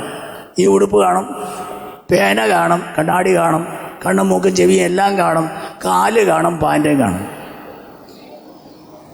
നിങ്ങൾ കാണുന്നതെല്ലാം ഇവിടെ ഉണ്ട്. എന്നിട്ട് നിങ്ങൾ തന്നെ പറയുന്നു മരിച്ചു പോയി എന്ന്. അപ്പൊ പിന്നെ ഏതാ അത്, ഏതാ ഇത്? ഇത് ശരീരം കാണുന്നത്, ഇത് താൽക്കാലികം. ഇതിനകത്തിരിക്കുന്ന വ്യക്തിയാണ് യഥാർത്ഥ DC സാമുവൽ. അത് ജീവനാണ്, അത് ആത്മാവാണ്. അതാരും കണ്ടിട്ടില്ല. ഞാൻ മരിച്ചു പോയാൽ നിങ്ങളെന്തോ പാവം മരിച്ചു പോയി, നിങ്ങൾ എന്തോ പറയുന്നു, മരിച്ചു പോയി. പക്ഷെ നിങ്ങൾ കാണുന്ന എല്ലാം ഇവിടെ ഉണ്ട്. കാണാത്തതാ DC സാമുവൽ. ഇങ്ങോട്ടൊക്കെ. അപ്പൊ യഥാർത്ഥ DC സാമുവലിന് ഇരിക്കാനുള്ള കൂടാണ് ഇത്. ഇതിനു വേണ്ടിയാണ് നമ്മുടെ വെപ്രാളം. മനസ്സിലാവുന്നു? യഥാർത്ഥ വ്യക്തിക്ക് ഇരിക്കാനുള്ള വെറും കൂടാണ് ഈ ശരീരം. ആ യഥാർത്ഥ വ്യക്തി പുറത്തിറങ്ങുമ്പോൾ നമ്മൾ പറയും മരിച്ചു. അതാണ് മരണം. ആമേൻ. അപ്പൊ അല്പകാല ജീവിതം താൽക്കാലികം, ജീവൻ നിത്യതയുള്ളത്. ജീവിതം താൽക്കാലികം. കാണുന്ന ശരീരം, ജീവിതം താൽക്കാലികം. കാണാത്തത് നിത്യം. ജീവൻ, ആത്മാവ് നിത്യം. ഇവിടെയൊക്കെ ഈ നിത്യതയുള്ള ആത്മാവിനെ ദൈവം കൂടെ വച്ചിരിക്കുകയാണ്. മനുഷ്യന്റെ അകത്ത് നിത്യതയുള്ള ആത്മാവിനെ വച്ചിരിക്കുകയാണ്. സഭാപ്രസംഗിയുടെ പുസ്തകം 3-ാം അധ്യായം 11-ാം വാക്യം. സഭാപ്രസംഗിയുടെ പുസ്തകം 3:11. സകലതും അതാത് സമയത്ത് നന്നായി ചെയ്തു, ഭംഗിയായി ചെയ്തു. അടുത്ത് നിത്യതയും മനുഷ്യന്റെ ഹൃദയത്തിൽ വെച്ചിരിക്കുന്നു. എന്നോട് നോക്കിക്ക്, മനുഷ്യന്റെ ഹൃദയത്തിൽ എന്തോ വച്ചിരിക്കുന്നു? നിത്യത. പട്ടി ചത്തു, കോഴി ചത്തു, പാമ്പും ചത്തു, ആന ചരിഞ്ഞു, സിംഹവും ചത്തു, പുലിയും ചത്തു, കഴുതയും ചത്തു, കുതിരയും ചത്തു. മനുഷ്യൻ ചത്തെന്നാരും പറയില്ല. മനുഷ്യൻ ചത്തെന്ന് പറയുന്നത് വിവരക്കേടാണ്. മനുഷ്യനെ പറയുന്നത് മരിച്ചു പോയി എന്നാണ്. മരിച്ചു പോയി. എന്താ അതിൻ്റെ പ്രത്യേകത? മനുഷ്യന് നിത്യതയുള്ള ഒരു ആത്മാവകത്തുണ്ട്. നിത്യതയുള്ള ആത്മാവ്. ഹല്ലേലൂയ. സന്തോഷത്തോടെ ഒരു ഹല്ലേലൂയ. നിത്യതയുള്ള ഒരു ആത്മാവിടെ ഇരിക്കുകയാണ്. പ്രിയമുള്ളവരെ, നമുക്ക് വാഗ്ദത്തമുണ്ട്. ഏതിന്? ജീവനും ജീവിതത്തിനും. ജീവൻ്റേത് നിത്യമായത്, ജീവിതത്തിനുള്ളത് താൽക്കാലികമായത്. ശ്രദ്ധിക്കണേ, ശ്രദ്ധിക്കണേ പ്രിയമുള്ളവരെ, ഈ വാഗ്ദത്തങ്ങൾ നമുക്കുണ്ട്. ജീവന്റെ വാഗ്ദത്തം, ജീവിതത്തിൻ്റെ വാഗ്ദത്തം. അല്പകാല ഈ ജീവിതം 10, 70, 80 വർഷം വരെയുള്ള ജീവിതം. അതിൽ നമ്മളിപ്പോൾ കുറേ ജീവിച്ചു കഴിഞ്ഞിട്ടാണ് മാനസാന്തരപ്പെട്ടത്. അതിനുശേഷമുള്ള കുറച്ചു കാല ജീവിതം, അതാണ് നമ്മുടെ ജീവിതം. ആ ജീവിതത്തിന് ആവശ്യമായ വാഗ്ദത്തങ്ങൾ ദൈവം തന്നിട്ടുണ്ട്. വിശ്വസിക്കുന്നവർക്കൊരു ഹല്ലേലൂയ പറയാം. നമുക്ക് വാഗ്ദത്തമുണ്ട്. പണ്ട് നമുക്കില്ലായിരുന്നു, ഇപ്പോഴുണ്ട്. അതിനെ ഞാൻ 3ആയി തിരിക്കുന്നു. നമുക്ക് ലഭിച്ചിരിക്കുന്ന ആ വാഗ്ദത്തങ്ങളെ 3ആയി തിരിക്കുന്നു. ഏത് വാഗ്ദത്തം? താൽക്കാലികമായ വാഗ്ദത്തം, ജീവിതത്തിലെ വാഗ്ദത്തം. അതിൽ ആദ്യത്തേതിൻ്റെ കാര്യം ശ്രദ്ധിക്കൂ. ആത്മീയമായ വാഗ്ദത്തങ്ങളാണ്. വായിക്കാം. എഫേസ്യർക്ക് എഴുതിയ ലേഖനം 1-ാം അധ്യായം 3-ാം വചനം. 1 കൊരിന്ത്യർക്ക് എഴുതിയ ലേഖനം 14-ാം അധ്യായം 1-ാം വചനം. വായിക്കൂ. എഫേസ്യർ 1:3. സ്വർഗത്തിലെ സകല ആത്മീയ അനുഗ്രഹങ്ങൾ മതി. ആത്മീയമായ ആ മനുഷ്യനെ, ആത്മാവിനെ പ്രാപിച്ച മനുഷ്യനെ, ഉയർപ്പ് പ്രാപിച്ച മനുഷ്യനെ, മരിച്ച ആത്മീയത, ജീവൻ പ്രാപിച്ച ആത്മീയ ജീവിതമുള്ള ആത്മീയ മനുഷ്യന് ശരീരത്തിലിരിക്കുമ്പോൾ വാഗ്ദത്തമുണ്ട്. ഏത്? സ്വർഗത്തിലെ സകല ആത്മീയമായ അനുഗ്രഹങ്ങൾ. നിങ്ങളത് വാഞ്ചിക്കണം കേട്ടോ, വാഞ്ചിക്കണം കേട്ടോ. 1 കൊരിന്ത്യർ 14:1. സ്നേഹം ആചരിപ്പാൻ ഉത്സാഹിപ്പിൻ, ആത്മീയവരങ്ങളും വിശേഷാൽ പ്രവചനപരവും വാഞ്ചിപ്പിൻ. ആത്മീയമായത് വാഞ്ചി. ഈ ഉപവാസ പ്രാർത്ഥനയിൽ 8-ാം ദിവസം എത്ര പേര് ഈ ആത്മീയമായത് വാഞ്ചിക്കുന്നു? ഇപ്പോഴും നമ്മൾ പ്രാർത്ഥിച്ചുകൊണ്ടിരിക്കുന്നത് ഏതെന്നറിയാം? നടുവേദന മാറണം, ഉളുക്ക് മാറണം, മോക്ക് നല്ല സുഖം, അവക്കും സുഖം വേണം, കുടുംബത്തിൽ ഭയങ്കര ദാരിദ്ര്യം, അതും വേണം, ഇത്തിരി കടമുണ്ട്, അതും വേണം. എന്തെല്ലാം വിഷയം അങ്ങോട്ട് എഴുതി വെച്ച് നമ്മൾ പ്രാർത്ഥിച്ചുകൊണ്ടിരിക്കുകയാണ് അല്ലേ? ഇതൊക്കെ അകത്ത് വെച്ചുകൊണ്ടാണ് തുള്ളുന്നത്. എന്തൊരു തുള്ളല, മനസ്സിലായില്ലായിരിക്കും. ഇതിൻ്റെ ഇടയിൽ ആത്മീയമായതൊന്നും വേണ്ടേ? കർത്താവ് ഈ ഉപവാസ പ്രാർത്ഥനയിൽ ഇങ്ങോട്ട് നോക്കെ, എനിക്ക് വേണ്ടാത്ത ഒരു സ്വഭാവം ഒന്ന് മാറിക്കിട്ടണം. ഏത്? എന്തെങ്കിലും നിസ്സാര കാര്യത്തിന് എനിക്ക് പെട്ടെന്ന് ദേഷ്യം വരും. എന്തോന്ന്? കൊച്ചു കാര്യം മതി, എന്തോ വരും. ഒന്നുങ്ങൾക്കാർക്കും വരില്ലല്ലയോ? നല്ല കാര്യം. കർത്താവെ അതിനെ ഒന്നും മാറ്റിത്തരണം. ഏത്? അത് മുൻകോപം ഒന്ന് മാറ്റിത്തരണം. എത്ര പേര് പ്രാർത്ഥിച്ച്? ഇനി ചിലപ്പോൾ ഇനി പ്രാർത്ഥിക്കുമായിരിക്കും. വേണ്ടാത്ത ഒരു സ്വഭാവം, ഒരു പരദൂഷണം പറച്ചില്, വേണ്ടാത്തത് പൊട്ടിച്ചു വിടുക. ചിലർക്ക് പലിതം പറച്ചിലാണ്, ചിലർക്ക് പലിത ബിന്ദുക്കളാണ്. ചിലർ ആളുകളെ ചിരിപ്പിക്കുന്നത് അവർക്കൊരു സുഖം. ചിരിപ്പിക്കാൻ എന്തും പറയും കേട്ടോ. അവര് 21 പ്രാർത്ഥനയുടെ ഇടയിൽ ആ വേണ്ടാത്ത അഴുക്കൊരു സ്വഭാവം മാറിയെങ്കിൽ ഈ ഉപവാസ പ്രാർത്ഥന ഫലപ്രദമായി. വേണ്ടുന്ന ഒരു സ്വഭാവം കിട്ടിയെങ്കിൽ, ഏത് സ്വഭാവം? ക്ഷമിക്കാനുള്ള ഒരു സ്വഭാവം. എന്തോന്ന് ഉണ്ടോ? ഇത് എല്ലാ പ്രാർത്ഥനയൊക്കെ കഴിഞ്ഞ് കൃപയൊക്കെ പ്രവർത്തിച്ച് ബലപ്പെട്ട് അങ്ങോട്ട് ഇറങ്ങും. കുറെ കൂടെ ചൂടാകാൻ, കുറെ കൂടെ ചോടാൻ, കുറെ കൂടെ നുണ പറയാൻ, കുറെ കൂടെ എഴുന്നള്ള ദൂത് വേണ്ടവരൊക്കെ തലയിൽ കൈ വെച്ചെടുത്തോണം. എത്ര പ്രാവശ്യം 10, 7, 21 ഇരുന്ന്, എന്നിട്ട് സ്വഭാവത്തിനൊരു മാറ്റം ഉണ്ടല്ലോ. മാറ്റം വല്ലതും ഉണ്ടോ? ഉണങ്ങി കുടലല്ല അൾസർ കയറി, എന്നിട്ട് ആള് കൊണപ്പെട്ടില്ല ചൊവ്വേ.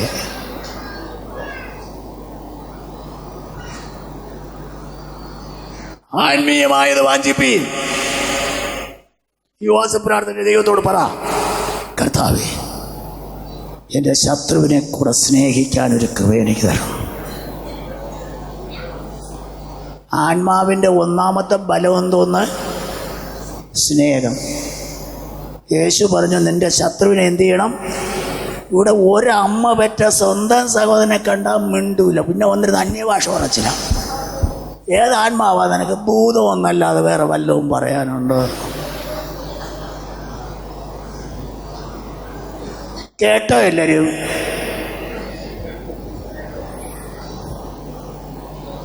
ശത്രുവിനെ സ്നേഹിക്കാൻ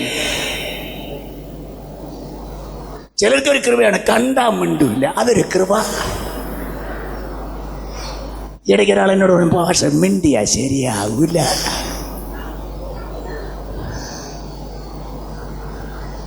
സ്തോത്രം. കേട്ടോ? ആത്മീയമായത് വാഞ്ചിപ്പിക്കും. ഈ ഉപവാസ പ്രാർത്ഥനയിൽ കർത്താവെ ക്ഷമിക്കാൻ, സഹിക്കാൻ, എനിക്കിഷ്ടമില്ലാത്തവരെ സ്നേഹിക്കാൻ എനിക്കൊരു കൃപ തരണം. പ്രാർത്ഥിക്കുന്നുണ്ടോ? വേണോ?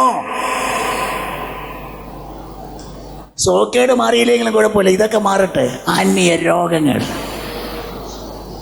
കുശുമ്പും പുന്നായ്മയും അസൂയയും, അകത്തെന്തെല്ലാം വെച്ചുകൊണ്ടാണ് ഈ അടിക്കുന്നത്.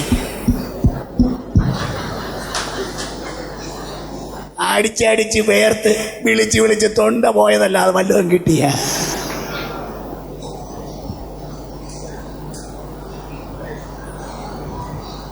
ആത്മീയമായത് വാഞ്ചിപ്പീൻ, ദൈവീകമായത് വാഞ്ചിപ്പീൻ. ഓരോരുത്തരുടെ അകമൊക്കെ എങ്ങനെ ഉണ്ട് ഒന്ന് നോക്കിക്കേ, എങ്ങനെ ഇരിക്കണമെന്ന്. സത്യം പറഞ്ഞ ഓരോരുത്തരുടെ അകത്തിരിപ്പ് അല്ലേ? കാണുമ്പോൾ ചിരിക്കുകയൊക്കെ ചെയ്യും. അകത്തിരിക്കുന്ന സാധനങ്ങൾ. കൂട്ടുവിശ്വാസിയെക്കുറിച്ചും ദൈവദാസനെ കുറിച്ചും അപ്പുറത്തെ ജംഗ്ഷനിൽ കുറ്റം പറഞ്ഞിട്ട് ഇപ്പുറത്തോട്ട് വന്നപ്പോൾ ആ ആളിനെ കണ്ട്. പിന്നെ എന്തൊരു അയ്യോ കണ്ടല്ലോ, തോത്തറം, എന്തോ തോത്തറം. അപ്പുറത്ത് പരദൂഷണം പറഞ്ഞിട്ട് വന്നതേ ഉള്ളൂ.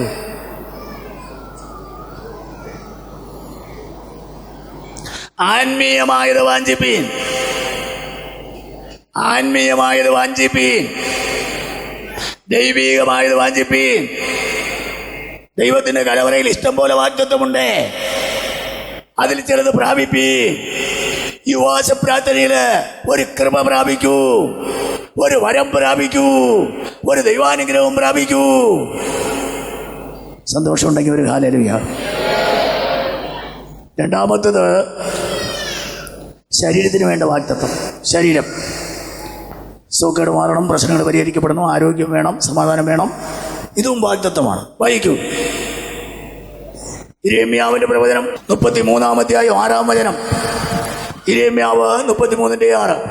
ഇതാ ഞാൻ രോഗശാന്തിയും, എല്ലാവരും കേട്ടോ, ഞാൻ നിനക്ക് രോഗശാന്തിയും ആരോഗ്യവും തന്ന് അവരെ സൗഖ്യമാക്കും, പിന്നെ സമാധാനം തരും, പിന്നെ സത്യത്തിൽ നടത്തും, പിന്നെ സമൃദ്ധിയും തരും. പോരെ. അപ്പൊ ശരീരത്തിന് വേണ്ട വാഗ്ദത്തമുണ്ട്. രോഗശാന്തി, ആരോഗ്യം, സമാധാനം, ഐക്യത, സന്തോഷവും, കുടുംബത്തിൽ ഐക്യത, ഭാര്യാഭർത്താവുമായിട്ടുള്ള ആത്മാർത്ഥമായ സ്നേഹം, കുടുംബ ബന്ധങ്ങൾ, സ്തോത്രം, ജീവിതത്തിൽ ഞെരുക്കമൊക്കെ മാറ്റും, പ്രശ്നങ്ങൾ പരിഹരിക്കപ്പെടും, സമൃദ്ധി തരും. സമൃദ്ധി അതൊരു വാഗ്ദത്തമാണ്. പക്ഷെ നമുക്കിതൊക്കെ ഭയങ്കര ഇഷ്ടമാണ്. ആദ്യം പറയുന്നത് വലിയ ഇഷ്ടമില്ലെങ്കിലും ഇതൊക്കെ ഭയങ്കര ഇഷ്ടമാണ്. ഞാൻ അതൊന്നും അധികം വിവരിക്കുന്നില്ല, കാരണം എല്ലാവരും വന്ന് അതല്ലേ പ്രസംഗിക്കുന്നത്. അത് കേട്ടല്ലോ ഒരുപാട്, ഇനിയും ധാരാളം കേൾക്കാനാണ്. അതുകൊണ്ട് ഞാൻ അവിടെ അങ്ങ് വിടുക. ഇനി മൂന്നാമത്തെ ഒരു വാഗ്ദത്തമുണ്ട്. താൽക്കാലികമായത്, ജീവിതത്തിനുള്ളത്, അല്പകാലത്തേക്കുള്ളത്. ഏതാ? സാമ്പത്തികമായ നന്മ. അതും എല്ലാവർക്കും ഇഷ്ടമാണ്. പക്ഷേ ദൈവമാണ് ഈ വാഗ്ദത്തം തരുന്നതെങ്കിൽ, സാമ്പത്തിക അനുഗ്രഹം ദൈവമാണ് തരുന്നതെങ്കിൽ, അതിൻ്റെ കൂടെ നല്ല കഷ്ടതയും ദൈവം നിനക്ക് തരും. മർക്കോസിന്റെ സുവിശേഷം 10-ാം 30 ഈ ലോകത്തിൽ തന്നെ ഉപദ്രവങ്ങളോടുകൂടെ മതി. ദൈവം 100 മടങ്ങ് അനുഗ്രഹം തരുമ്പോൾ അതിൻ്റെ കൂടെ എന്തും കൂടെ തരും? കഷ്ടപ്പാടും വേദനയും ഉപദ്രവങ്ങളും. ഇങ്ങോട്ട് എന്നെ നോക്ക്, ബാലൻസ് ചെയ്തേ ദൈവം നിർത്തുകയുള്ളൂ. കഷ്ടത, അനുഗ്രഹം. ഇങ്ങോട്ട് നോക്ക്, എന്നെ നോക്ക്, ബാലൻസ്. അനുഗ്രഹം മാത്രം തരില്ല, ബാലൻസ്. ഒരുപാട് അനുഗ്രഹം വേണമെങ്കിൽ ഒരുപാട് കഷ്ടതയും തരും. അന്നന്നൊക്കെ ജീവിക്കാനുള്ള നന്മ മതിയെങ്കിൽ അതിനുള്ള കഷ്ടതയേ ഉള്ളൂ. ഇത്തിരി വേണോ, ഇത്തിരി തരും, അതിനുള്ള കഷ്ടതയും തരും. ദൈവം നമ്മെ സാമ്പത്തികമായി അനുഗ്രഹിച്ചു എന്ന് നമുക്കുള്ള അനുഗ്രഹം ദൈവാനുഗ്രഹമാണെന്ന് നിങ്ങൾക്കറിയാലോ. ഇവിടെ എത്രയോ മുതലാളിമാർ കാണും, അവരെയൊക്കെ ദൈവം അനുഗ്രഹിച്ചതാണോ? ടാറ്റായും പിള്ളായും വലിയ വലിയ കോടി ഈശ്വരന്മാരൊക്കെ ദൈവമക്കളാണോ? ദൈവാനുഗ്രഹമാണോ അവർക്കുള്ളത്? ഇല്ല. ഭൂമിയിലെ സാമ്പത്തികമായ അനുഗ്രഹങ്ങൾ സാത്താൻ്റെ അവകാശമാണ്, സാത്താൻ്റെ കയ്യിലാണ്. ഒരു തെളിവ് വായിക്കൂ. ലൂക്കോസ് 4:6. ഈ ലോകത്തിൻ്റെ ദൈവത്തിന്റെ കയ്യിലാണ് ഇവിടത്തെ ഭൗതികമായ അനുഗ്രഹങ്ങൾ. വായിച്ചോ. ഈ അധികാരമൊക്കെയും അതിന്റെ മഹത്വവും നിനക്ക് തരാം. യേശുവിനോട് സാത്താൻ പറയുകയാണ്, ഈ കാണുന്നതായ ഇതെല്ലാം ഞാൻ നിനക്ക് തരാം. അടുത്ത്, അത് എങ്കിൽ ഏൽപ്പിച്ചിരിക്കുന്നു. സാത്താൻ പറയുക, ഇങ്ങോട്ട് നോക്ക്, ഈ ലോകത്തിന്റെ അനുഗ്രഹം, ഇതിന്റെ മഹത്വം, ഇതിന്റെ എല്ലാ നേട്ടങ്ങളും അത് എങ്കൽ പരമേൽപ്പിച്ചിരിക്കുന്നു. സാത്താൻ പറയുക. അടുത്ത്, എനിക്ക് മനസ്സുള്ളവന് ഞാൻ കൊടുക്കുന്നു. എനിക്ക് മനസ്സ് വരുത്താൻ നിങ്ങൾ എനിക്കിഷ്ടമുള്ള കാര്യം ചെയ്താൽ ഞാൻ നിനക്ക് തരാം. അതുകൊണ്ടല്ലേ അവിടെ പോകുന്നവർക്കൊക്കെ അതും ഇതും ഒക്കെ കിട്ടണത്. ചില ദൈവമക്കളും അത് തന്നെ പറയുന്നത്. ഞാൻ പ്രാർത്ഥിക്കാൻ വന്നുകൊണ്ട് എനിക്ക് വന്നപ്പോൾ സൈക്കിളായിരുന്നു, ഇപ്പോഴെനിക്ക് കാറ് കിട്ടി. എന്തൊരു സന്തോഷമല്ലേ. ഞാൻ പ്രാർത്ഥിക്കാൻ തുടങ്ങിയപ്പോൾ കുടിലായിരുന്നു, ഇപ്പോൾ 2 നില വീടായി. സ്വത്ര. മനസ്സിലായോ? എന്തോ ഈ ലോകത്തിൽ ഇതൊന്നും വേണ്ടെന്നല്ല, അതല്ല ദൈവാനുഗ്രഹം. പിന്നെ നീ എന്നെ മതി. ഇത് ദൈവം കൊടുത്തതാണെന്ന് നമുക്ക് എങ്ങനെ അറിയാം? ഒരുത്തനെ ഭൗതികമായി, സാമ്പത്തികമായി ഒന്നുമില്ലാത്തവന് കുറെ പുരയിടവും കുറെ വീടുകളും കാറുകളും നന്മകളും അനുഗ്രഹങ്ങളും പദവികളും ഭാഗ്യങ്ങളും ഉണ്ടായി പ്രാർത്ഥിക്കാൻ വന്നതുകൊണ്ട് അത് ദൈവാനുഗ്രഹമാണെന്ന് നമുക്ക് എങ്ങനെ അറിയാം? ഞാൻ പറഞ്ഞുതരാം. ഇതൊന്നും ഇല്ലാത്ത കാലത്ത് ആഴ്ചയിൽ 7 ദിവസം മീറ്റിംഗ് ഉണ്ട്, പുള്ളി 4 ദിവസം വരുമായിരുന്നു. ഇതെല്ലാം ദൈവം തന്നു കഴിഞ്ഞപ്പോൾ എല്ലാ മീറ്റിങ്ങിനും വരും. ഇതൊന്നും ഇല്ലാത്ത കാലത്ത് വന്നാൽ എല്ലാവരോടും ചിരിക്കുകയോ കൈ കൊടുക്കുകയോ ഇല്ലായിരുന്നു. ഇതൊക്കെ കിട്ടിയപ്പോൾ താഴ്മയോടുകൂടെ എല്ലാ സഹോദരന്മാരെയും കാണുകയും കൈ കൊടുക്കുകയും സ്തോത്രം അവരുടെ മുഖത്ത് നോക്കി ചിരിക്കുകയും ചെയ്യും. കൂടുതൽ നന്മ കിട്ടിയപ്പോൾ ആൾ താഴുകയാണ്, എല്ലാവരോടും സഹകരിക്കുകയാണ്. പിന്നെ എത്ര പാവപ്പെട്ടവൻ്റെ വീട്ടിലും മീറ്റിങ്ങിന് പോവും. എത്ര പാവപ്പെട്ടവരും അവൻ്റെ മക്കളും വന്നാലും നമ്മുടെ ശോഭ സെറ്റൊക്കെ ഉള്ള കൂടിയ സാധനമൊക്കെ ഉള്ള മുറിയിലിരുത്തി പ്രാർത്ഥന നടത്തും. അല്ല, വെളിയിൽ ഷെറ്റൊന്നും കെട്ടില്ല. അപ്പോഴ് കേട്ടോന്തോ എല്ലാവരും. പിന്നെ സൗകര്യം ഇല്ലാത്ത കാലത്ത് ചിലപ്പോൾ ഇത്തിരി താമസിച്ചേ വരൂ, ചിലപ്പോൾ ഇത്തിരി നേരത്തെ പോവും പ്രാർത്ഥനയ്ക്ക് വന്നാൽ. ഇതെല്ലാം കിട്ടിയതിന് ശേഷം നേരത്തെ വരും, തീർന്നേ പോവും. ഇതൊന്നും ഇല്ലാതിരുന്ന കാലത്ത് ദശാംശം ഏതാണ്ട് കൊടുക്കുമായിരുന്നു. ഇതെല്ലാം ഉണ്ടായ കാലത്ത് ദൈവം കൊടുത്തപ്പോൾ ദശാംശവും കൊടുത്ത് പിന്നെ 5-1 എക്സ്ട്രായും കൂടെ കൊടുക്കും. ഇതൊന്നും ഇല്ലാത്ത കാലത്ത് സഭയിൽ ആവശ്യമില്ലാത്ത കാര്യത്തിൽ ഇടപെടുകയില്ലായിരുന്നു. ഇതെല്ലാം കിട്ടിയതിന് ശേഷം ഇതുപയോഗിച്ച് സഭയ്ക്കകത്ത് ഒരു കലക്കവും ഉണ്ടാക്കില്ല. ഈ സ്വഭാവമൊക്കെ ഉണ്ടെങ്കിൽ പ്രാർത്ഥിക്കാനിരിക്കുമ്പോൾ കരച്ചിൽ വരുമെങ്കിൽ, ആരാധനയ്ക്കിരിക്കുമ്പോൾ കണ്ണടച്ച് നന്നായിട്ട് ആരാധിക്കുന്നെങ്കിൽ, കണ്ണീരോടെ പ്രാർത്ഥിക്കുന്നെങ്കിൽ അവനുള്ള അനുഗ്രഹം ആര് കൊടുത്തതാണ്? ഇത് വെച്ച് വിധിച്ചോ?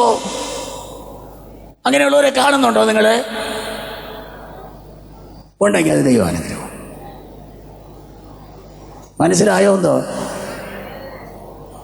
മനസ്സിലായവർക്കൊരു ഹല്ലേലൂയ പറയാം. സ്വതം. അതുകൊണ്ട് ദൈവമക്കളെ, ഇന്ന് പകൽക്കാലം ഞാൻ നിങ്ങളോട് പറയട്ടെ, നമുക്ക് ഈ വാഗ്ദത്തങ്ങളുണ്ട്. ആത്മീയമായതുകൊണ്ട്, ശാരീരികമായതുകൊണ്ട്, ഭൗതികമായതുകൊണ്ട്. ഇതെല്ലാം താൽക്കാലികമായ വാഗ്ദത്തങ്ങളാണ്. പക്ഷേ ജീവന്റെ വാഗ്ദത്തമാണ് വലുത്. എന്നോടൊക്കെ ജീവന്റെ വാഗ്ദത്തം എന്താ? ജീവന്റെ വാഗ്ദത്തം വലുതെന്ന് ഞാൻ പറഞ്ഞു. എന്നോടൊക്കെ അത് എന്നേക്കുമുള്ളതാണ്, അത് നിത്യതയോളമുള്ളതാണ്. ജീവന്റെ വാഗ്ദത്തം നിലനിൽക്കുന്നതാണ്, അത് നിത്യതയിൽ കൊണ്ടെത്തിക്കുന്നതാണ്, നിത്യതയോളമുള്ളതാണ്. വേണമെങ്കിൽ 1-2 വാക്യം വായിക്കാം. സ്തോത്രം, സ്തോത്രം, സ്തോത്രം. 1 തെസ്സലോനിക്കർ 4:17. 1 തെസ്സലോനിക്കർ 4:17. ജീവനോടെ ശേഷിക്കുന്ന നാം അവരോട് ഒരുമിച്ച് ആകാശത്തിൽ കർത്താവിനെ എതിരേൽപ്പാൻ മേഘങ്ങളിൽ എടുക്കപ്പെടും. ഇങ്ങനെ നാം എപ്പോഴും കർത്താവിനോട് കൂടെ ഇരിക്കും. കേട്ടോ. ഇങ്ങനെ നാം എപ്പോഴും നിത്യതയിൽ കർത്താവിനോട് കൂടെ ഇരിക്കും. അത് ജീവന്റെ വാഗ്ദത്തം. കർത്താവിനോട് കൂടെ ഇരിക്കും. കർത്താവിനോട് കൂടെ നിത്യതയിലിരിക്കും. വെളിപ്പാട് ദിവസവും 3-21 വാക്യം. വെളിപ്പാട് ദിവസവും 3:21. ജയിക്കുന്നവന് ഞാൻ എന്നോട് കൂടെ, ജയിക്കുന്നവന് എന്നോട് കൂടെ എന്റെ സിംഹാസനത്തിൽ ഇരുപ്പാൻ. ഇവിടെ ക്രിസ്തീയ ജീവിതത്തിൽ, വിശ്വാസ ജീവിതത്തിൽ, ആത്മീയ ജീവിതത്തിൽ തോറ്റുപോകരുത്. ജയിക്കണം. ജയിച്ചാൽ അവൻ എന്നോട് കൂടെ സിംഹാസനത്തിൽ ഇരിപ്പാൻ അവന് വരം കിട്ടും. ഇങ്ങോട്ട് നോക്ക്. ഇവിടെ നീ കഴിയുന്നത് കുടിലായിരിക്കാം, ഇരിക്കാൻ ഒരു സ്റ്റൂള് പോലും ഇല്ലായിരിക്കാം. സ്തോത്രം. ഉള്ളൊരു സ്റ്റൂളിന്റെ ഒരു കാലം ഒടിഞ്ഞു പോയതുമായിരിക്കാം. പക്ഷേ സ്തോത്രം, നീ ആത്മീയമായി ജീവിച്ചാൽ, പാപത്തെ ജയിച്ചാൽ, സാത്താനെ ജയിച്ചാൽ, ലോകത്തെ ജയിച്ചാൽ, കൊള്ളരായ്മകളെ ജയിച്ചാൽ, വേണ്ടാധീനങ്ങളെ ജയിച്ചാൽ, യേശു പറയുന്നു, നീ എന്നോടുകൂടെ എൻ്റെ സിംഹാസനത്തിലായിരിക്കും. അടുത്ത്, ഞാനും ജയിച്ച് എന്റെ പിതാവിനോട് കൂടെ അവന്റെ സിംഹാസനത്തില് ഇരുന്നത് പോലെ തന്നെ. ഇനി ഇങ്ങോട്ട് നിത്യതയിൽ നമ്മുടെ പദവി അറിയണ്ടേ? കർത്താവ് നേരത്തെ എന്തോ പറഞ്ഞു? ഞാൻ നിങ്ങളെ കൈക്കൊണ്ട് നിങ്ങൾ എനിക്ക് പുത്രന്മാരും പുത്രിമാരുമായിരിക്കും, ഞാൻ നിങ്ങൾക്ക് പിതാവായിരിക്കും. വെളിപ്പാട് 21:7 വായിക്കൂ. വെളിപ്പാട് 21:7. ഈ ജയിക്കുന്നവന് ഇത് അവകാശമായി ലഭിക്കും. കേട്ടോ, മകനെന്ന പദവി അവകാശം. ഇങ്ങോട്ട് നോക്ക്. എന്തോ എന്തോ നമ്മൾ ആരാ? മക്കളാണെങ്കിൽ എന്തുവാ അവകാശമുണ്ട്. നമ്മൾ യാചകരല്ല, അപേക്ഷകരല്ല, ഭിക്ഷക്കാരല്ല. മക്കള് എന്ന് പറഞ്ഞാൽ അവകാശികൾ. സ്തോത്രം, സ്തോത്രം. യാചകന് വെളിയിൽ വന്നു നിന്നിട്ട് തരണേ തരണേ തരണേ. മക്കൾ അങ്ങനെയാ? ഇല്ല, പപ്പ എനിക്കിത് ഫീസ് കൊടുക്കണം, പപ്പ എനിക്ക് ഇന്ന യൂണിഫോം വേണം, പേന വേണം, പപ്പ എനിക്ക് അത് വേണം. ചിലത് ചോദിച്ച് കിട്ടും. മിക്കവാറും നല്ല അപ്പനും അമ്മയാണെങ്കിൽ, നല്ല അപ്പനും അമ്മയാണ്, പിള്ളേർ മര്യാദയുള്ള പിള്ളേരാണെങ്കിൽ അവർ ചോദിക്കണ്ട, അറിഞ്ഞു കൊടുക്കും. പിന്നെ ചോദിക്കാൻ വേണ്ടി മാത്രം നടക്കുന്ന കുറേ മക്കളുണ്ട്, അവരെ അപ്പന് ഇഷ്ടമല്ല. നിങ്ങൾക്ക് മനസ്സിലായല്ലേ? അങ്ങനെയുള്ളവരുണ്ട്. അവരിങ്ങനെ എപ്പോഴും തരണേ തരണേ തരണേ തരണേ. അനുസരണമില്ലാത്ത മക്കൾ. എപ്പോഴും വന്നാലും ചോദിക്കാനേ അവർക്കുള്ളൂ. അപ്പോൾ അപ്പനറിയാം വന്നിട്ടുണ്ട്, അല്ലാതെ ഇവനെ കാണില്ല. ഇപ്പോൾ വന്നിട്ടുണ്ട്, എന്തിന് ചോദിക്കാൻ?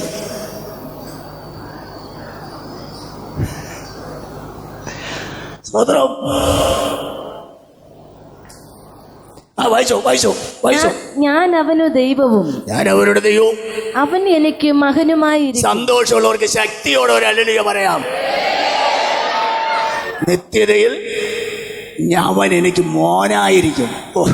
ഞാൻ നിങ്ങളോട് ചോദിക്കട്ടെ, ഇവിടെ 10, 20, 70, 80, 100 വർഷം ഒരാളിൻ്റെ മോനായിരുന്ന് പിന്നെ കൊച്ചായിരുന്ന് വലുതായി, പിന്നെ കുതിര പോലെയായി, പിന്നെ കുറച്ചുകൂടെ മിടുക്കനായി, കഴുത പോലെ ചുമന്ന്, പിന്നെ അവസാനം കിടപ്പായി വലിഞ്ഞ് എഴഞ്ഞ് BP പിടിച്ച്, ഷുഗർ പിടിച്ച്, അത് പിടിച്ച്, ഇത് പിടിച്ച് പൊള്ളി, പിന്നെ വ്രണമായി, പിന്നെ വല്ലാതെ പഴുത്ത്, അങ്ങനെ ഇങ്ങനെ ഒക്കെയായി.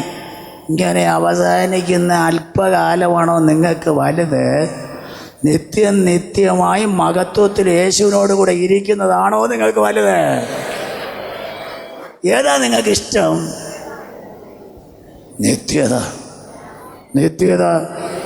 നിത്യതയ്ക്ക് വേണ്ടി നീ അർഹതയുള്ളവളായി, നല്ല മോനായി, നല്ല മോളായി ജീവിച്ചാൽ ഇവിടെയും നിനക്ക് ആവശ്യമുള്ളത് തരും. അല്ല, ആഗ്രഹിക്കുന്ന എല്ലാം തരില്ല. മലയാളികളുടെ ആഗ്രഹം കൊച്ചാ. ദൈവം വിചാരിച്ചാൽ കൂടെ അത് ചെയ്തു കൊടുക്കാൻ പറ്റില്ല. ഭയങ്കര ആഗ്രഹമാണ്.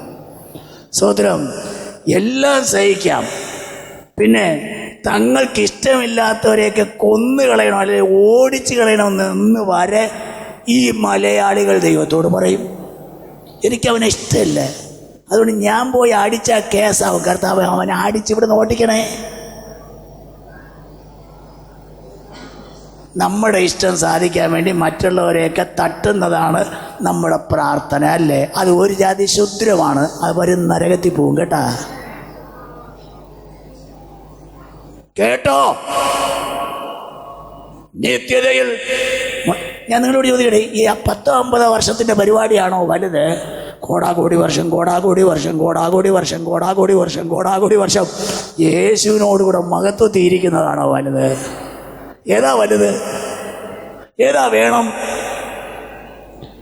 അപ്പോൾ ചിലർ വിചാരിക്കും അപ്പനും മോനുമായിട്ടിരുന്ന പദവി കുറഞ്ഞെങ്കിലോ? ഇല്ല, കുറെ കൂടെ വലിയ പദവിയുണ്ട്. വൈര് വെളിപ്പാട് 22-ന്റെ 5.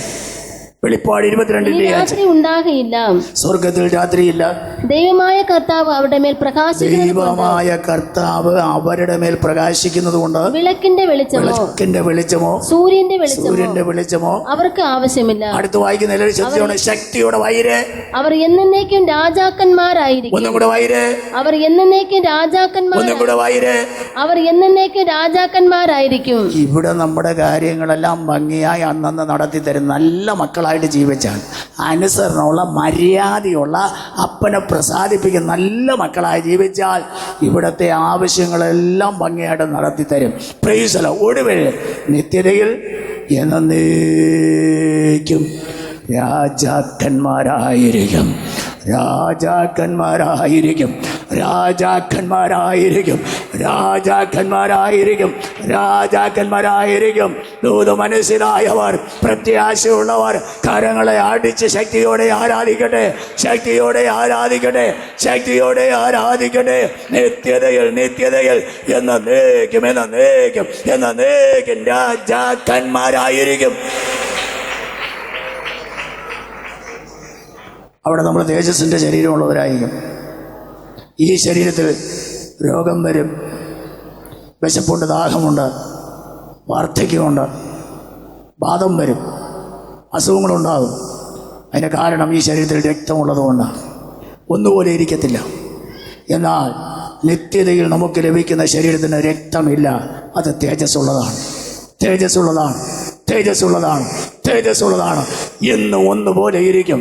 ഉയർത്തെഴുന്നേറ്റ യേശു, ഉയർത്തെഴുന്നേറ്റ യേശു തേജസ്സിന്റെ ശരീരം ഉണ്ടായിരുന്നത് പോലെ നമുക്കും തേജസ്സിന്റെ ശരീരം കിട്ടും. പ്രത്യാശയുള്ള ദൈവമക്കൾ കരങ്ങളെ ചേർത്തടിച്ച് ദൈവത്തെ മഹത്വപ്പെടുത്തിയാട്ട്.